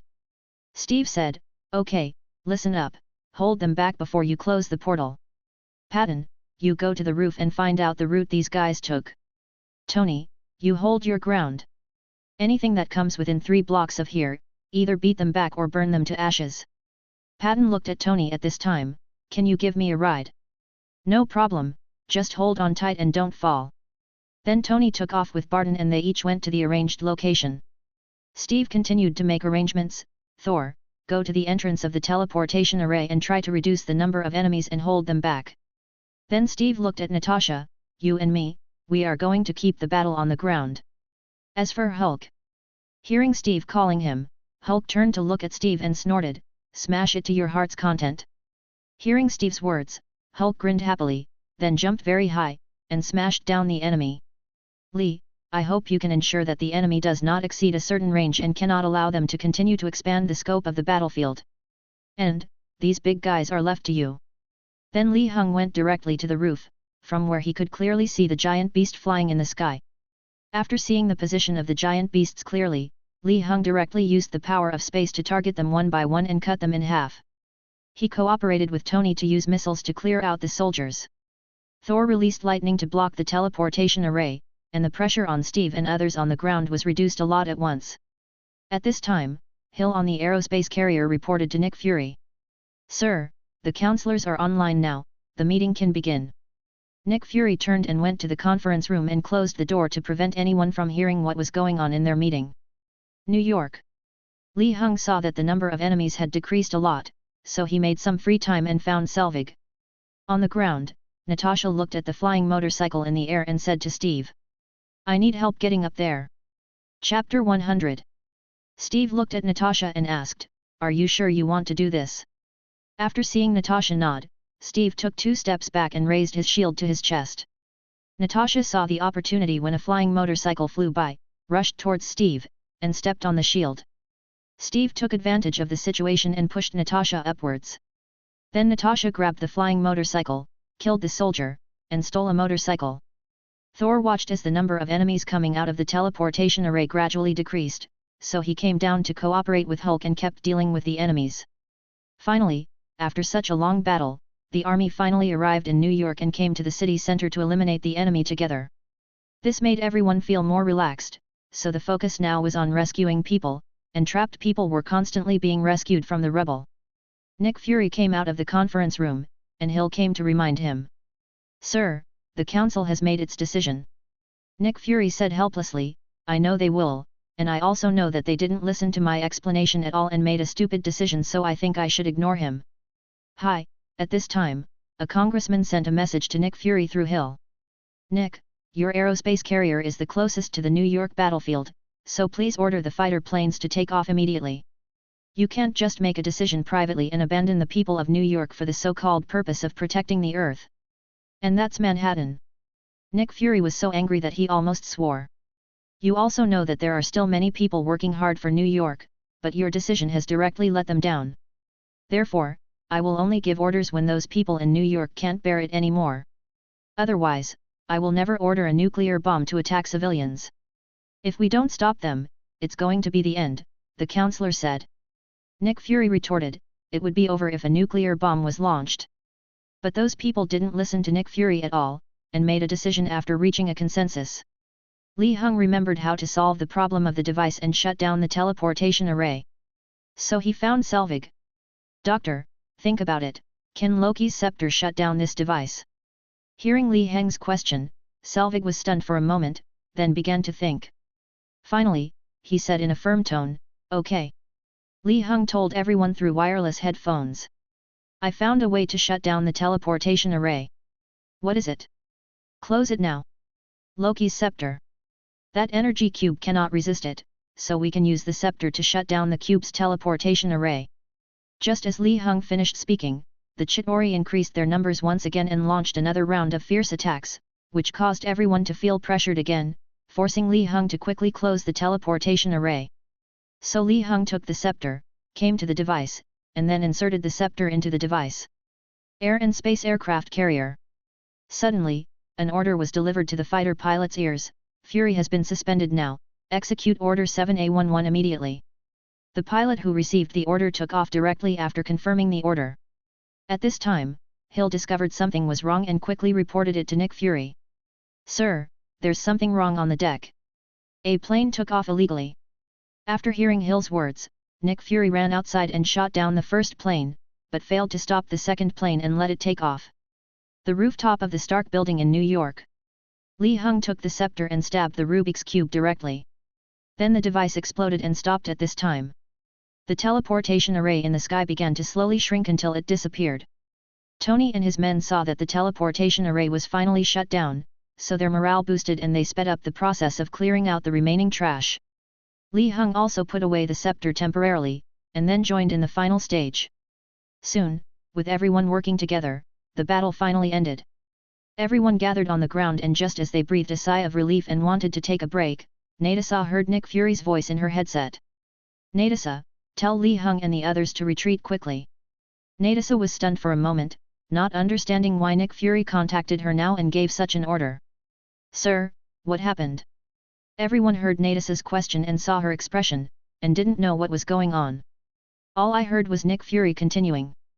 The congressmen have made the final decision to use nuclear bombs to launch an indiscriminate attack on New York. The fighter planes have taken off and will reach New York in 3 minutes. You don't have much time left to evacuate, so hurry up." Only then did Nadasa slowly put down her hand that was pressing on the headset, looking distraught. "What happened?" everyone asked Nadasa, wanting to know the details. Then Nadasa told everyone what Nick Fury had told her. "Damn it, are those congressmen just here to do their jobs? They can give such orders." Tony was the first to get angry. Then Ethan: "So what should we do? Once the nuclear bomb is activated, there is no way to shut it down." Thor thought of a solution: can the bomb be detonated early? Well, Thor still didn't know what a nuclear bomb was, so he came up with a useless idea. At this time, Li Heng said, "Since there is no way to prevent the nuclear bomb from exploding, it is better to move the nuclear bomb directly so that it will not have any impact on New York." Nadasa wondered, "Where can we move to? There are less than 3 minutes left before the explosion." Li Heng smiled and said, "Don't worry, I have a place." Then, in everyone's sight, Li Heng disappeared from the spot and appeared right in front of the nuclear bomb. He stretched out his hand to open a portal on the path that the nuclear bomb must pass, and then waited quietly for the nuclear bomb to enter the portal by itself. A few seconds later, the whistling nuclear bomb flew straight into the portal and headed towards the target behind the portal. A huge army was stationed in space, and they were furious when they saw Li Heng closing the portal, and they started arguing. It was obvious that this invasion had failed, and they would definitely face punishment when they returned. While they were arguing, another portal suddenly appeared, but this time it was much smaller. Just as they were about to send out soldiers to check, something flew out of the portal. After Li Heng saw the nuclear bomb fly in, he said to the Chitauri, "Enjoy our return gift." Then the nuclear bomb exploded in the middle of the Chitauri army, killing most of the enemies directly. Then Li Heng closed the portal before the aftermath of the explosion arrived.